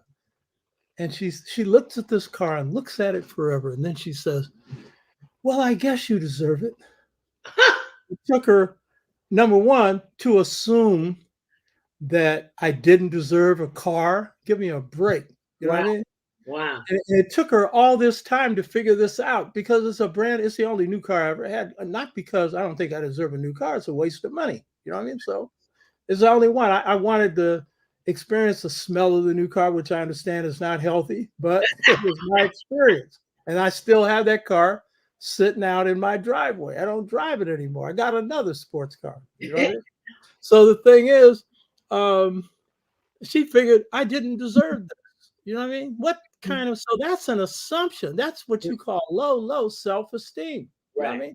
Are you gonna walk up to some white person and say, you didn't deserve this, you didn't deserve that? But that was an extension of what she thought about herself. You know what I Exactly. mean? Get She that. didn't think she deserved a lot of this stuff. And Mhm. so you didn't either. That was an expression of that. And that leads to misery. You know what I mean? Mhm. I got a philosophy in life. I surround my stuff with the things I love. And I'm not talking about material things, Mhm. you know, Mhm. Yep. what I'm doing in my life, the woman I love, you know what I mean? My friends, Mhm. they are all people Mhm. who reinforce positivity and Mhm. bring love into the equation. They'll jack me up when they think I'm wrong. My Mhm. best friend will every now and then say, brother, I got to tell you this. That's what a good friend is. And definitely my wife, you know what I mean? Right. But the point is, they're positive influences in my life. And when the negatives come in, well, okay, we'll deal with it. Right. But I'm not inviting it in. You know Correct. what I mean? It's Yes. banned from my house. Negativity, don't be bringing this certain people in my house, period. You ain't Right. coming in. You know what I mean? Huh? I don't have you in my life, but you definitely are going to be following up my space. You know what I mean? So self-love in the sixfold stages to mental freedom, this is one of the goals of this is to, through self-knowledge and self-respect, Mhm. to cultivate a sense of self-love. And that is both a love of your people, a love of yourself, a love of humanity. And it's all the other loves, the love of God, love of family, all the things that make up love. You know what I mean? And it's unconditional, as you've been expressing it. You've been honest on, your shortcomings at different times. It's embracing that and Mhm. being honest and not being in denial on it. And then in some cases, working on it, so that is a part of that. And then also, when you love yourself, you're not caught up in someone else's definition of you. Mhm. If they got a good point, yes. Other than that, you don't care because you know yourself. And so you're not sitting around waiting for someone else's judgment. You know, Right. I often say God doesn't judge, God's Exactly. unconditional. When you pass to the other side, it's your car that judges you. That is your your destiny that keeps a memory of everything you've done in your life. And in ancient Kemet, they had those 42 assessors Mhm. where the so-called negative confessions occur. I didn't steal.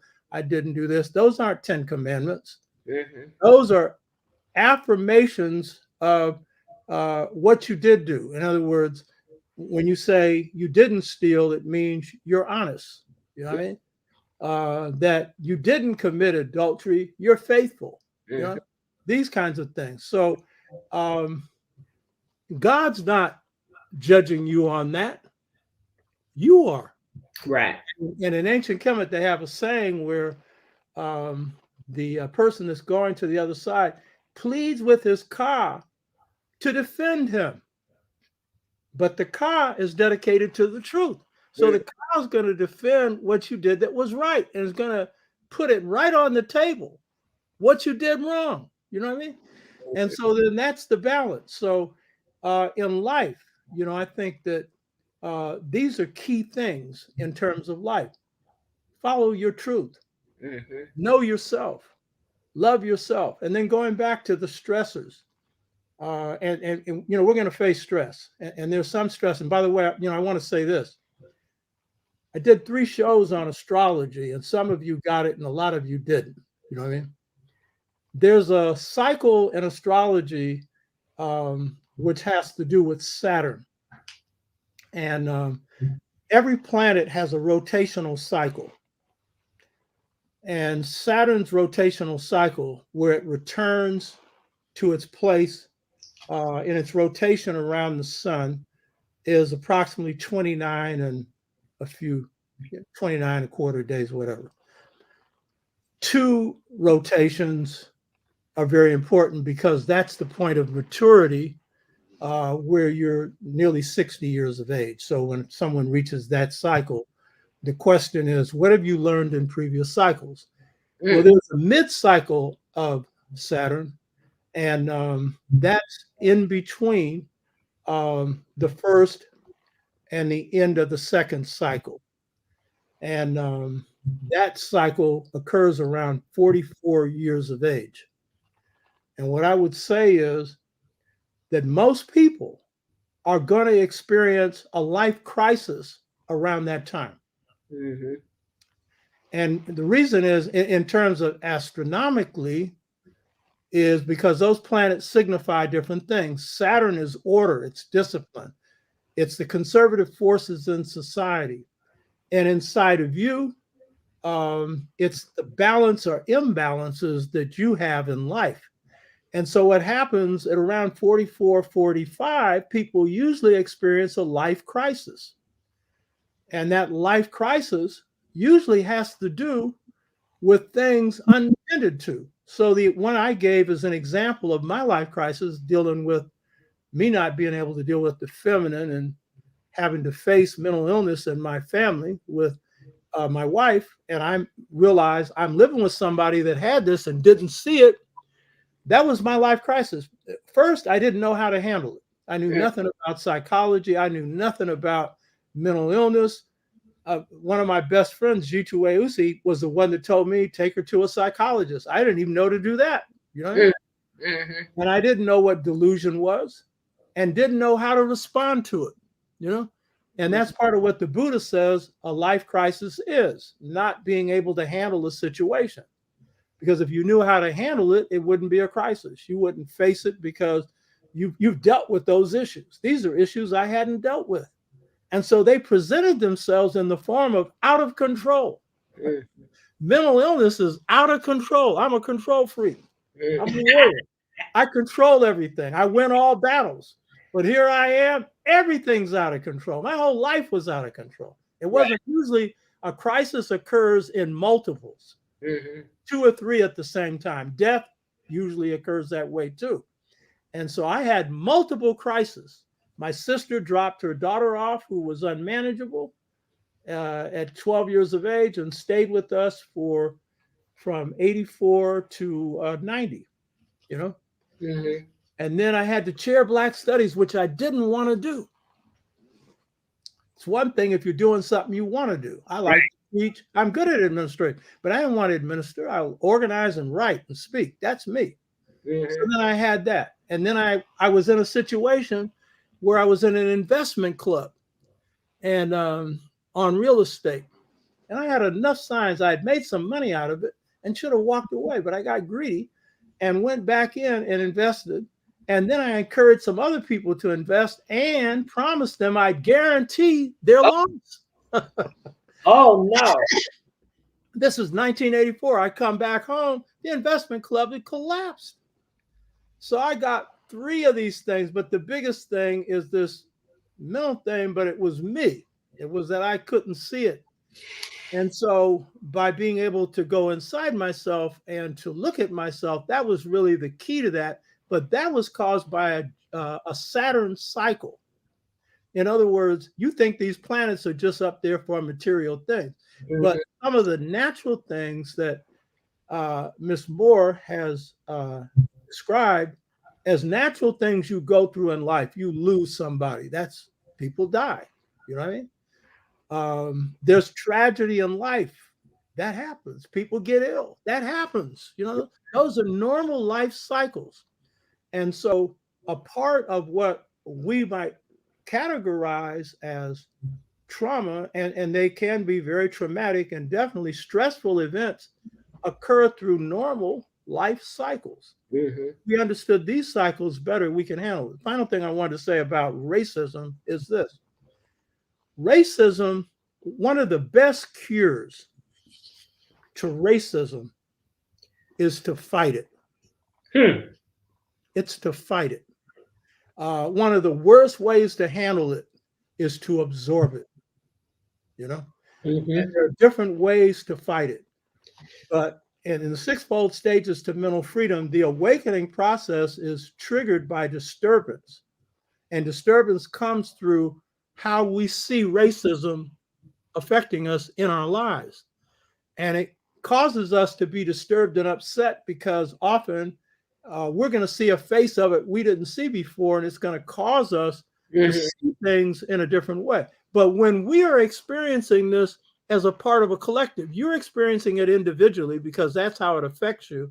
But when you're a part of something bigger, then what you see is you have the capacity for change.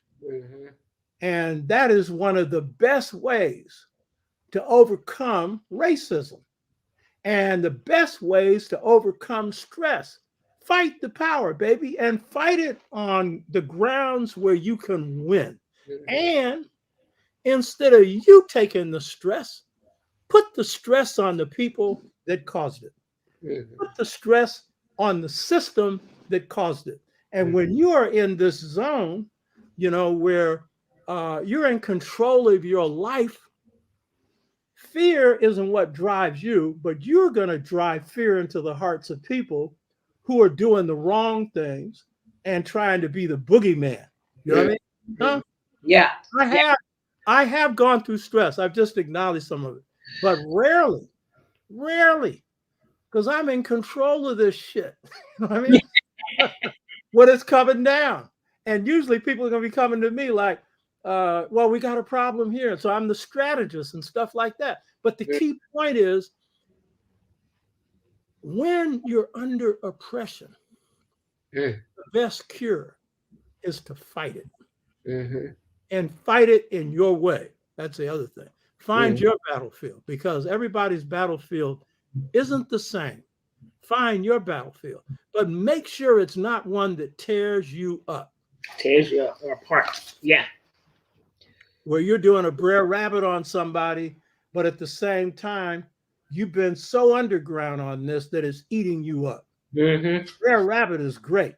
Use Brer Rabbit. For people who don't know, that's the old mythical rabbit who outfoxed the fox. That's an old story coming from Africa. Most blacks of my generation and some younger, when they're really getting ready to pull something off, they'll say, I Brer Rabbited them. But Brer Rabbit is usually a symbol for High John the Conqueror. High John the Conqueror is the warrior spirit, but the warrior spirit is always making smart moves. We like to worship the people that get killed. Well, we should, because some of them have made great contributions, but do not take on the martyr complex. That it's necessary to die.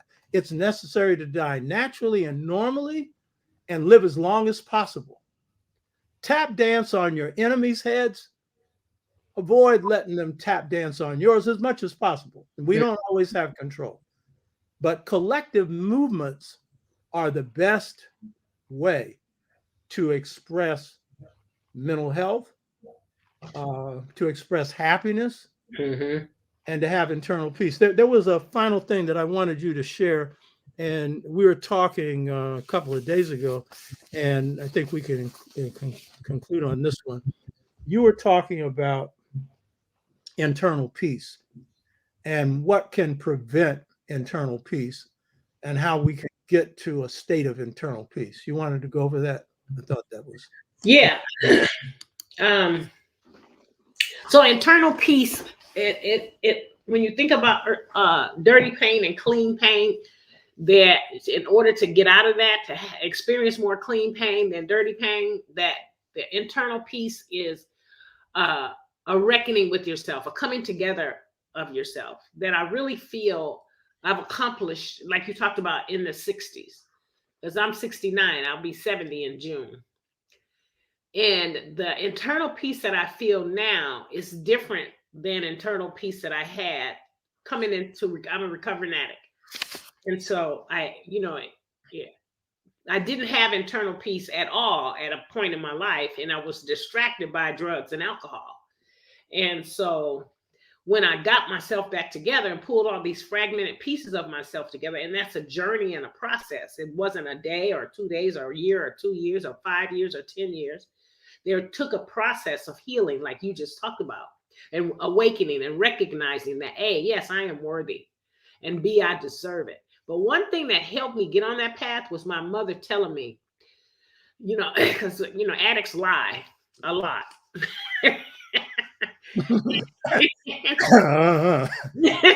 First to themselves. Yes, that's what my mother said. I'm not an addict. Right. My mother said to me, you could lie to a lot of people, baby, but when you start lying to yourself, you got problems. And, oh my God, that slapped me upside my head like she had punched me with a 10-by-4. I was like, oh my God. And that was the first step of me saying, I'm in trouble here. I'm in real, real trouble here. So a few steps to begin the internal healing is, number one, practice self-awareness. So many of us resist emotional pain. We do many things to avoid feeling, like distractions of drugs and alcohol or gambling or spending money. The first thing to begin practicing self-awareness is to begin to notice your body. And then the next step will facilitate connecting with your body, being aware of your emotions and sensations that are present. Notice without judgment when you resist or avoiding your pain, clean or dirty. The next one is to take a deep breath, breathing in and breathing out. And if you focus, I am breathing in, I am breathing out, then any fear or stress that you may be experiencing is not in the present moment. It's in the time before or something that you're worried about in the future. So slowing down by breathing. And I call this 4-1-5. So you breathe in to the count of 4, hold it for 1 count, and then breathe out to the count of 5. And that's really, really very important. And saying it to yourself, this is my in breath, there is my out breath. And do this for 10 seconds, as long as you can. And just focus on the moment. Have your feet on the ground, focus on your feet so that you're in the present moment. The next one is slowing down and feeling. Take a break. Allow yourself to feel the sensations in your body. Especially during this pandemic time, we have a higher level of sensibility. And that means that we had to slow down. When the pandemic first hit and we were at home alone and had the terror of going to the store and not being able to get toilet paper or paper towels, that made us feel some kind of way. That panic attack kept us in the hypervigilant state. So now, as things are beginning to open up, it's still not very safe at some places. And you want to slow down and feel your body. You might be tearful. It's fine. Tears, let God in. My mother used to say, the more you cry, the less you pee. She had great sayings. I love my mother. So you might experience sensations in your body like a pit in your stomach. You want to focus on your chakras, your crown chakra, your third eye chakra, your throat chakra, your heart chakra, your solar plexus chakra, and your root chakra. And these are the basis of your healing. You want to Focus on that and notice where your thoughts are. Notice what your mind is on. Notice what you're saying. Notice what has your heart. Notice what's in your core, in the pit of your gut. The next learning event that I'm going to do is going to be about intuition, because I think that younger people have intuition, but they don't have the wherewithal to pay attention to it. So you something says, don't do that, and you go do it anyway, then you get in trouble. But if you something says don't do that and you don't do that, then you find out, I listened to my intuition. That is so African and important. The next one is to connect, like you've been talking about all day long, connecting with a loved one, a friend, or family members. Be in a group where you feel comforted by people. Get that negative energy and that negative people. You know, we have a vibration, and you and I have a very strong vibration, Baba, because we could have a conversation about 50,000 different things, go from one topic to the next topic. And I just really love that about our relationship and our vibration, because we're both about the healing, helping other people heal. And so, you know, when you are with somebody that you care about, that you love, giving and receiving hugs, that's a natural way to be. This pandemic says we should social distance. That's not normal. Human beings need to touch other human beings more than they need food. It's what our bodies crave. So it's important to be around people that you trust and that you feel that will be able to facilitate your feelings and your sensations as well. The next one is be in nature. As able as you are to ease your pain, begin to connect with your surroundings in nature. Go out for a walk. Connect with your animals. Look at the sky, the trees and the plants in the horizon. Do what I do. Get yourself some plants and name them. That's how you know you're a little old lady, when you get plants and then you name them all. But you know what? They thrive. They live because they have names of Black people, right? Keisha and Marika. Black name. I'm going to name one of my plants after you. I'll find one and I'm going to name it after you. One of my plants. I know exactly which one it is. I'm going to show it to you too. And then you want to make sure wherever you are to just simply let your eyes wander wherever they want to go. Don't force your eyes to look. Just let them look wherever they are drawn. And then finally, self-compassion. Caring about yourself and being compassionate with yourself. Give to yourself what you may find yourself wanting from other people, which is love, grace, safety, security, and understanding. Understand yourself before you try to go and understand somebody else. In order for you to attract a partner, you have to have the elements of that part that you want in that partner. You have to have that yourself. These are on the road. These are the paths to healing. And internal healing is what's so key. And so I remember I used to stand in the mirror and talk about myself. Oh, my stomach too big. Oh, my boobs too big. Oh, my this. Oh, my that. Now I stand in the mirror. It's like, hey, girl, you thick and you got it going on, just like you said, right?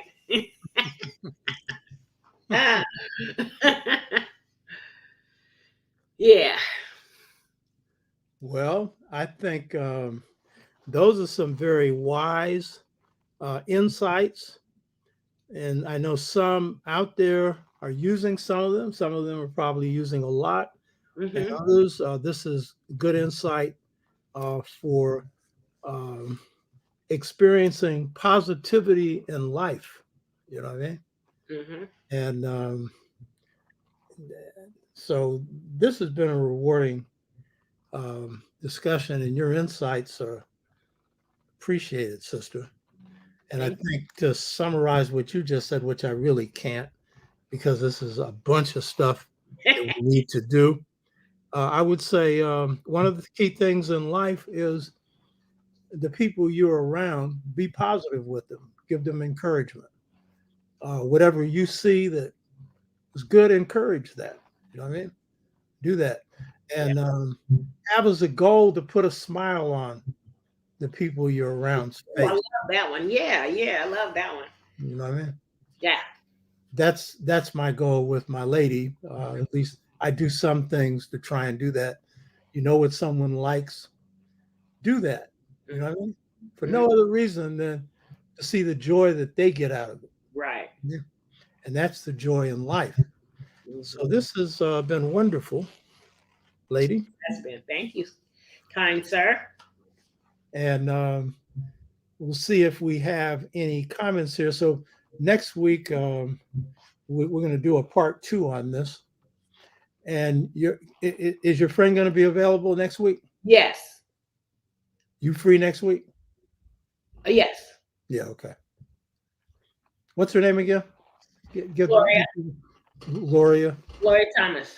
Yeah, Gloria Thomas. She's a wonderful lady. She was Gloria. She was Gloria Young. Okay. Yeah, she was a student of mine and a great lady. These two are best friends, so they'll be on next week to combine their wisdom. So we're gonna see what happens there. Okay. We're gonna hook some stuff up. So we have some comments here. We have one person that's on this show that always has questions. Most of y'all don't have questions. You just make observations, but there are a couple of questions I see already. Loud to Zoo. If the maladjusted personality is a creation of European culture on us, can it be argued that this serves to maintain their power over us? You want to respond to that? So a maladjusted personality is somebody that's distracted or disenfranchised and fragmented. And that's because they believe what other people say about them. And that's also called internalized oppression. Internalized oppression or maladjusted personality is when the oppressor is no longer present and you're still operating under the guise that you're not enough, that you'll never be enough, that you're not smart, that you're not brilliant. And you believe the lie. And so long, and then we start taking drugs and alcohol, or we cheat on ourselves, or cheat on our partners, or hurt our children, or our children go to foster care. Those are all what I see as maladjusted personalities, and that comes from wounds, childhood wounds. So if you think about childhood wounds, every time something hurts you, it's that same thing that hurt you in your childhood, and so that's where those maladjusted personality issues have to be healed. And it's not the responsibility of the person that caused the pain to fix the pain. It's your responsibility to look at the pain and make adjustments to the pain. Take the ACEs test, Adverse Childhood Experiences Study, which is found on ACEs Too High, ACES This was a study that was conducted in 1997 by the Center for Disease Control and the Kaiser Hospital, and they looked at several different domains of where children were hurt in their life growing up before the age of 18. So you answer these 10 questions, but the study was done on white people, married, college educated, living in San Diego, and they had health insurance. So they had to go back and take a look. Dr. Nadine Harris Burke looked at these domains, and she also said, well, this doesn't include anybody from Hunters Point. So she did a study that looked at children who are Black, who live in disenfranchised areas. And so then you also you have the ACEs study, and you also have the resiliency study. So you have all of these adverse childhood experiences, but some way you are still standing. And that's the way that you take away the power that somebody has put over you, and stuff your head down and press you down and say that you're not worthy. You are worthy simply because of what we have all gone through. So that's my thought on that. Well, it's more than a thought. Professional statement. In other words, we're on remote control when we're taking on someone else's perception of us, which is negative, and then living it out. You know, the old famous saying, the N isn't S, you know what I mean? That's a common statement. Or what's happening? Nothing, you know what I mean? Or I'm at the funeral of a great African-American man, Julian Richardson, who is co-owner of Marcus Bookstore. and I Mhm. won't say the person that came up to me, but an elder in his 90s, educated at UC Berkeley, which is one of the good places to get miseducated. And he comes up to me, and this is a brother who had died, who was passed on all kinds of history and culture. He was like my professor in the community, and his wife, Ray Richardson, was chair of Black Studies at one point. Brilliant people, brilliant family. And he's up here telling me, Black people have never contributed anything to civilization. Mhm. Now, that's the Wow. ultimate in brainwashing. And this is a guy that I really liked, but I knew that, he was, brainwashed. And so if you have that attitude, how's that going to affect your life? It's going to definitely put you in a bad spot. You're going to maladjusted. You're not going to be able to function in a normal way, even though you do appear normal. And this guy was a nice guy and smart.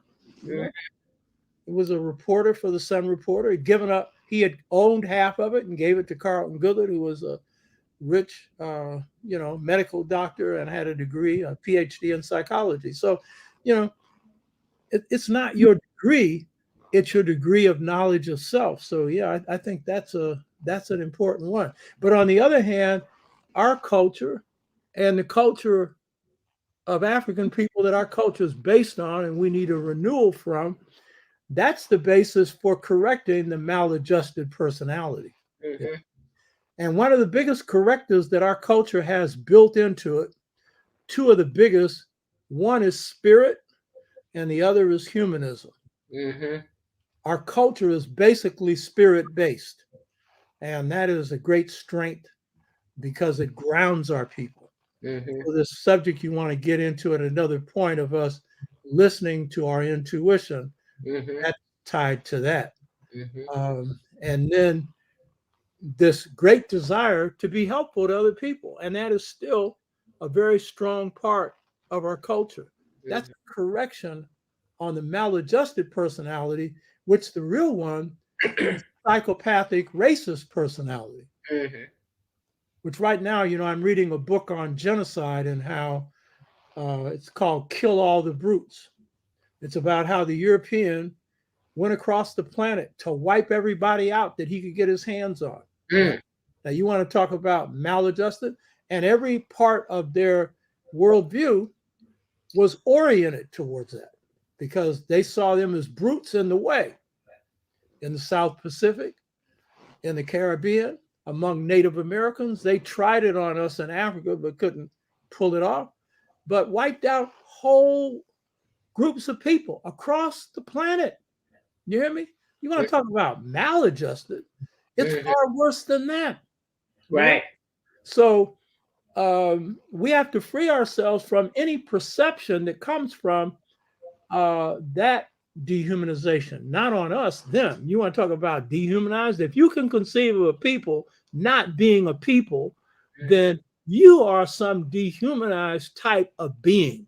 Mhm. I don't even know if it's proper to call you human. You are, but you're not behaving that way. Mhm. So, Mhm. good point. Uh, Yeah.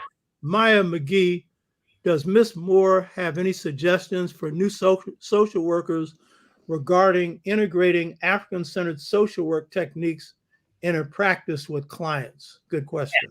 Yes, I do. So first, I breathing. bet you do. First, important is to acknowledge the ground and the lands that we stand on, that they were stolen lands, and honor the people that came here before us, our ancestors, even if they came here. Then when they came here is in captured, uh, enslaved people. And it's important the language that you use when you are talking about our people. So our people were captives. And then in Africa, they don't use the word slaves, captives. And then when they came here, they became enslaved, right? And so when you enslave a person or a people, you want to take their mind. And so what I use with my people is positive affirmations. Positive affirmations. When you change the way you think about things, the way things look will change.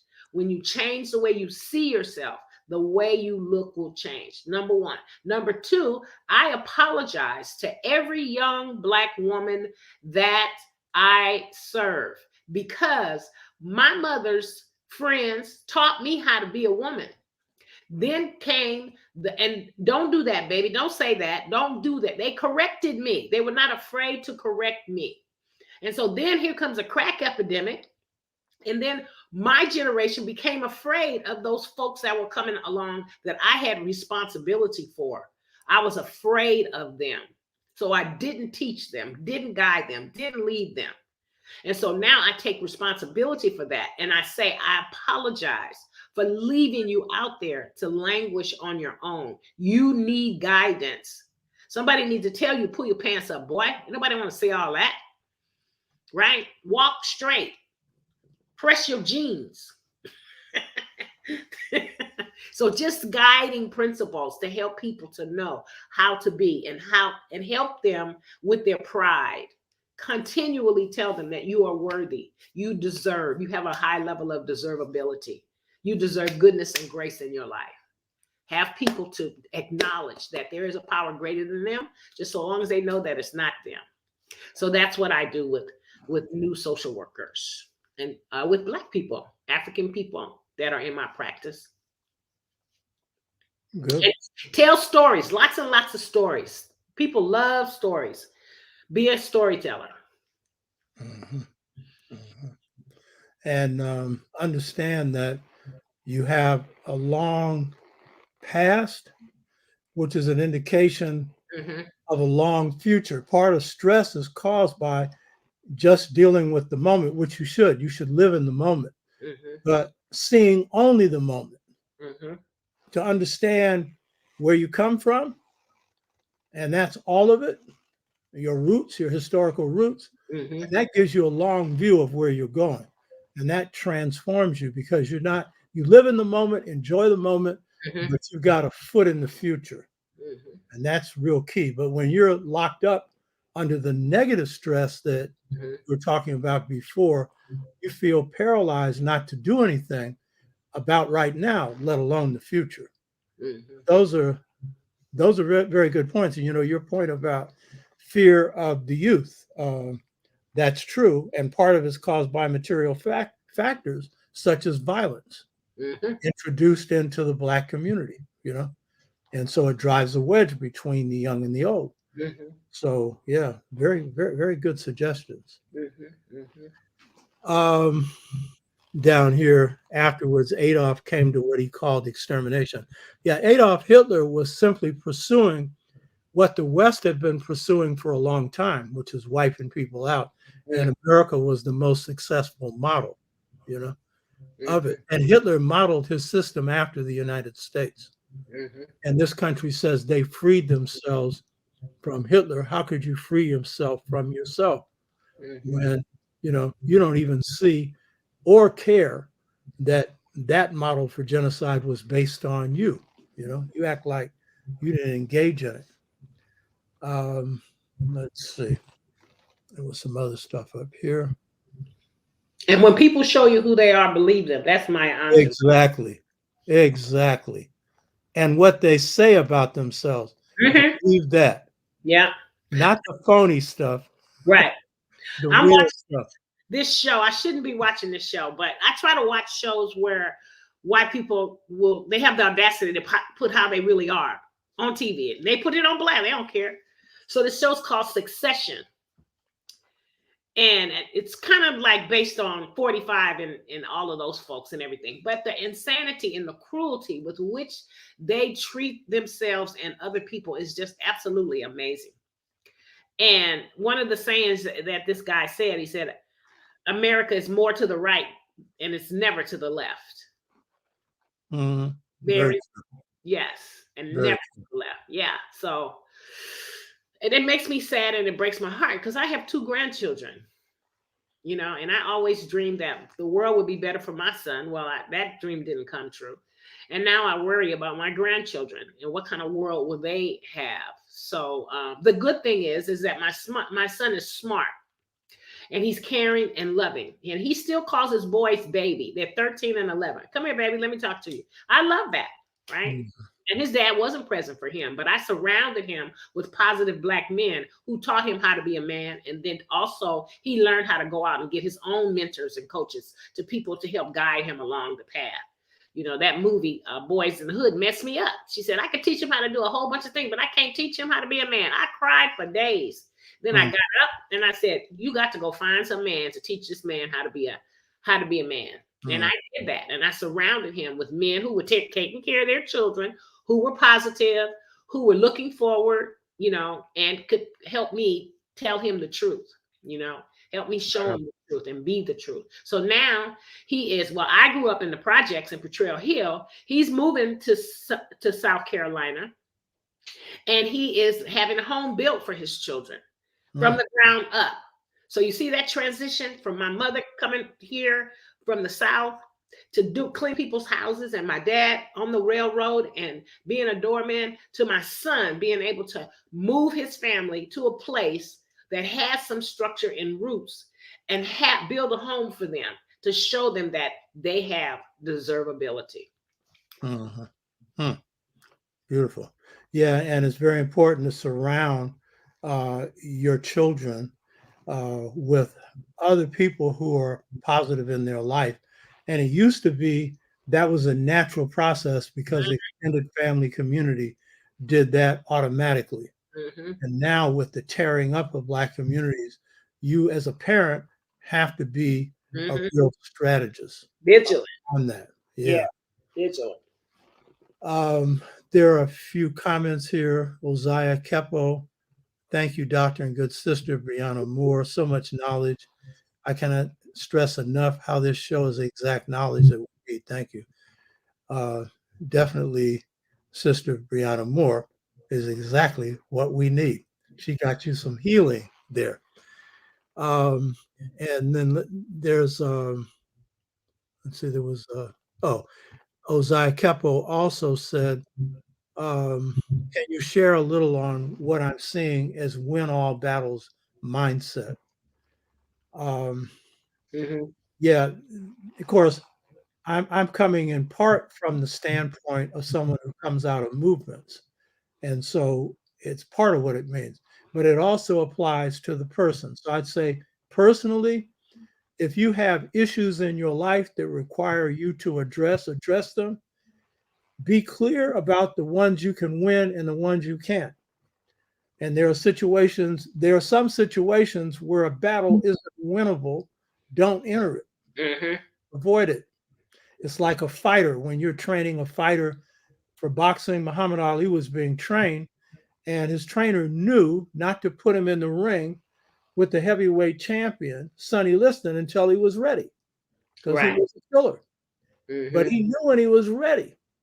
And so in life, you know, there are going to be situations that come up that require a head-on assault on your part, meaning you have to do something to change it.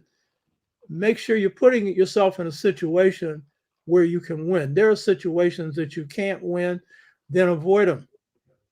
But also avoid anybody putting pressure on you. Now, when it comes to collectives, especially, I have rules for winning. The first one is the cause is just.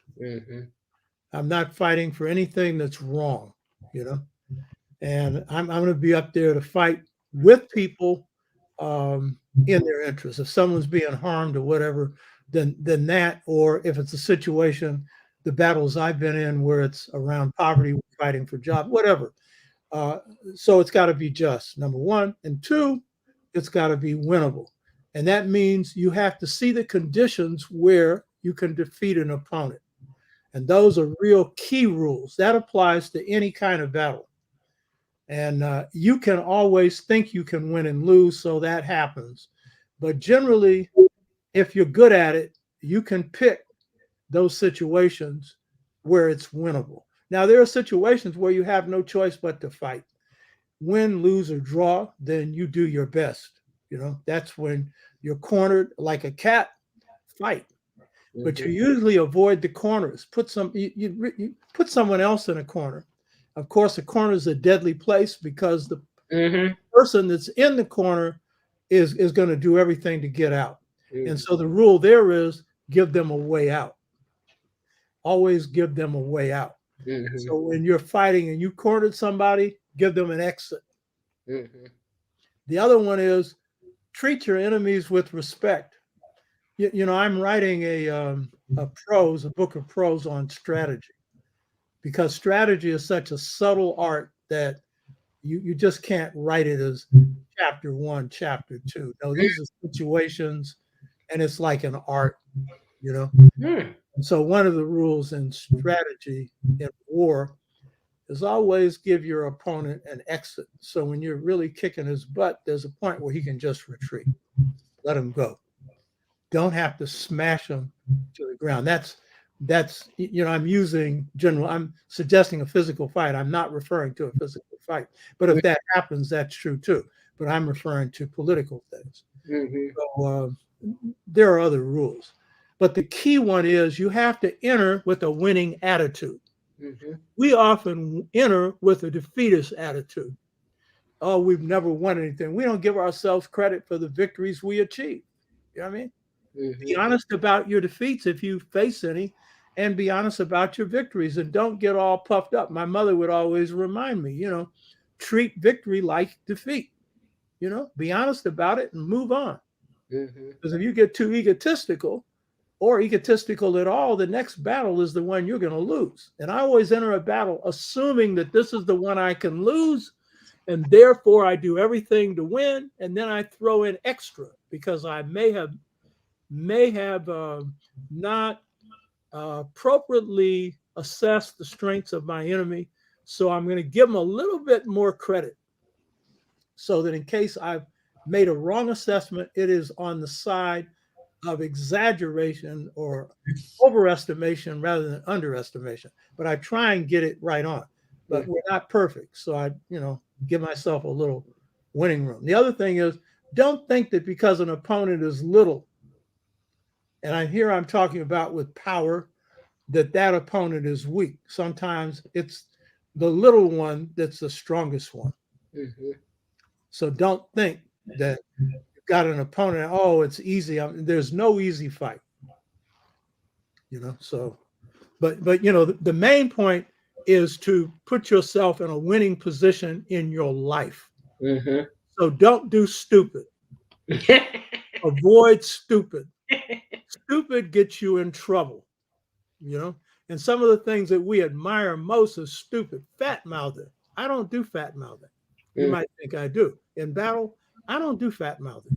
What's fat mouthing? Fat mouthing is where you're out there calling your enemy names. You're labeling your enemy and all this stuff. Some of our groups have done this. We liked it. But guess what? Usually when you're talking these, I'm not going to give the examples because then I'm identifying a group. But when you're going down and talking about a particular enemy and just characterizing them as a no good for nothing dirty dog, then sometimes that is the very thing that will inspire them to come down on your head. That's stupid. Mm-hmm. That's stupid. But I don't do it because the opponent that I'm going to whip today is going to do my bidding tomorrow. And so I want them to have a sweet taste in their mouth when I whip them, because I'm going to whip them with class and I'm going to treat them with respect. Mm-hmm. And you'll see some humility when that victory is achieved. I'm not over there bragging or anything, Mm-hmm. But then when I want something for you, I'm going to get it. It's the nature of victory. It's the nature of winning, Mm-hmm. But it's not to tear down the opponent. And I'm not so much in the king space because I love my enemy. It's just basic rules of respect. World War II would have been prevented had in World War I, the Allies exacted a good peace on the Germans. There may not have been World War II.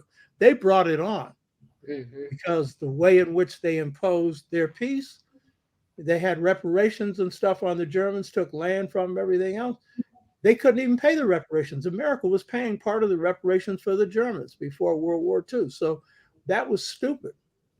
And then they went to the other extreme of the Marshall Plan, which was actually smart, and put huge amounts of money into Europe and rebuilt it and rebuilt Japan. Why was that smart? That's a market for you. Mm-hmm. That's also turning your enemy into an ally. You know, Mm-hmm. that was smart. Of course, then they turned their friend into an enemy. The Russians, who saved them, now becomes the boogeyman, the communist that's going to get you. You know what I mean? And it shows how dumb some people in this country can be, that the very people who lost 27 million people in World War II, that knocked off 200 German divisions when the Americans and British and French only knocked off 10. Mm. I'm going to give John Wayne credit for winning World War II. I mean, the Americans did. And then you're going to take the people that saved you. Now, they weren't fighting to save you. They were fighting to save themselves. But they defeated the German war machine. And you're going to turn them into enemies. You know what I mean? Mm-hmm. That's so that they could build up a national security state that is bleeding you right now, which the Biden budget is trying to correct a little bit. But what he's doing, look at what he's doing. Right now, 1.9 trillion that he'd like to get through is going to get cut down more. Look at the defense budget. It's over $700 billion a year. So in 3 years of a defense budget, you get something that's useless for making bombs and ships and airplanes and stuff, that doesn't do anything to advance people's lives and doesn't produce that many jobs. It produces a war. It's killing people and it's unjust, and America loses too. The other side. So, Yeah. So this is being treated as something that's too much, when in fact it's too little, because in this country they don't invest in the people. So all I'd say is, as a person, be a winner, baby. In fact, that was Curtis Mayfield's song. Yep. We're a winner. Yep. If you win enough, act like it. You know what I mean? And then on the personal level, if you're a father, your job is to protect your family. Of course, sisters too, because that's a joint responsibility, but that's your primary responsibility. So make sure you win on that level. Nobody's, tap dancing on anybody in your family. Right? And a good father is prepared for that. And I'd say it ain't too smart to cross a bad black man. That's an average one. Or sister, either one. And some sisters is tougher than some brothers. And these sisters. You know what I mean? Yeah. So that's a whole other thing. Quit being terrorized and quit telling your children, quit instilling fear on the police on them. I know that you mothers have real concern about their sons and daughters, especially their sons being blown away. I know that. And they have good reason for it. But don't instill fear when you're preparing your children to handle that. Don't instill fear. Don't. Because people react in irrational ways when they're engaged in fear. And I'm not blaming the parents for this. There's reason for that. Aubrey, the way he's tracked down, like a dog, on the sole basis of, if you're black, you're a criminal. And if you're white, you're a victim. You know what I mean? So conditioning. Conditioning. Don't do that. My mother never did that, by the way. But I don't think, if she had, I don't think it would have had effect, but I don't know, because she didn't. And I don't think it was because she was all that race conscious either. But she didn't. And then I had this one-man army example of my father. But I'm not a family person, meaning I'm not somebody that assessed my family, therefore I work that way. I'm more a world person. So I didn't internalize that consciously, maybe unconsciously. But I think it's very important to not instill fear in the way you teach. Teach people how to maneuver, but to maneuver in a way outside of fear. Let's see. Okay. Lao Tzu, Open to Shock, the last show you mentioned that African people were not Christians and used the church as a means of conveying African spirituality. I would love more reference material on this. The best book on this is Exchanging Country Marks by Michael Gomez. Exchanging Country Marks, Marks, Michael Gomez, Gomez. By country marks, he's referring to the scarification marks on a people's face or body, and it indicated levels of development in their educational system. But he provides good documentation on that. And then just read what happened at the end of slavery. What happens when the missionaries come in, the white missionaries and some blacks from free men of color churches, mainly AME, African Methodist Episcopal Church. And what happens when there's an effort to try and transform black spirit beliefs into white ones? What happens? So check that out, and you'll see that that's the case. And then W.B. Du Bois, I cite him in the Integration Trap. He points out that there were hardly no black Christians during slavery. He actually puts down a number on it. So check it out.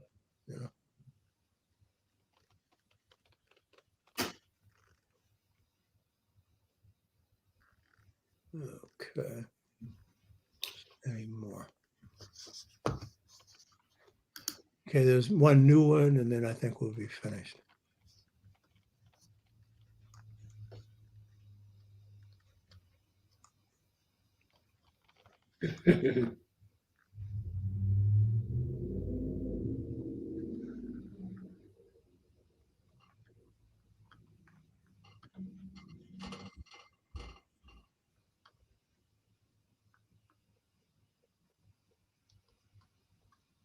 Okay, JB, Critical Race Theory, which are books like Maya Angelou, Why the Cage Birds Sing. The truth needs to be taught at school.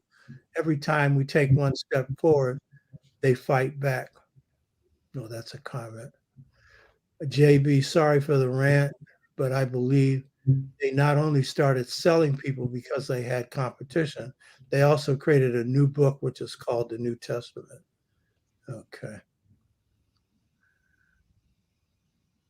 JB, I'd rather die on my feet than live on my knees. And then Black is Beautiful. This is what I take. This is what I take my children. I think he means tell my children. Nappy is happy. That's a good one to end on.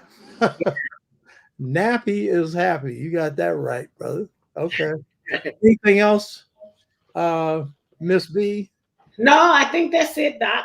I appreciate you so much, and thank you so much for your wisdom and your warriorship and guiding us to be better human beings. So I appreciate you about that. I appreciate you too. Wise lady, honest lady. Yes, Will yes. tell the truth the way it is. And you embody a lot of the spirit of Black femininity. Mm-hmm. Strong and lovely. All right. And brilliant. Oh, wow. Thank you so much. Okay, folks. I hope this helped. I know I learned a lot. I've taken notes. I don't know if you all saw me down here taking notes on this stuff here. Because I told you, this is not my area. This is hers, and she's good at it. All right. Thank you. I'll send you a PowerPoint too. Okay. Right on. Okay. Take good care. Bye, everybody. Bye. Hotep. Okay. Hotep.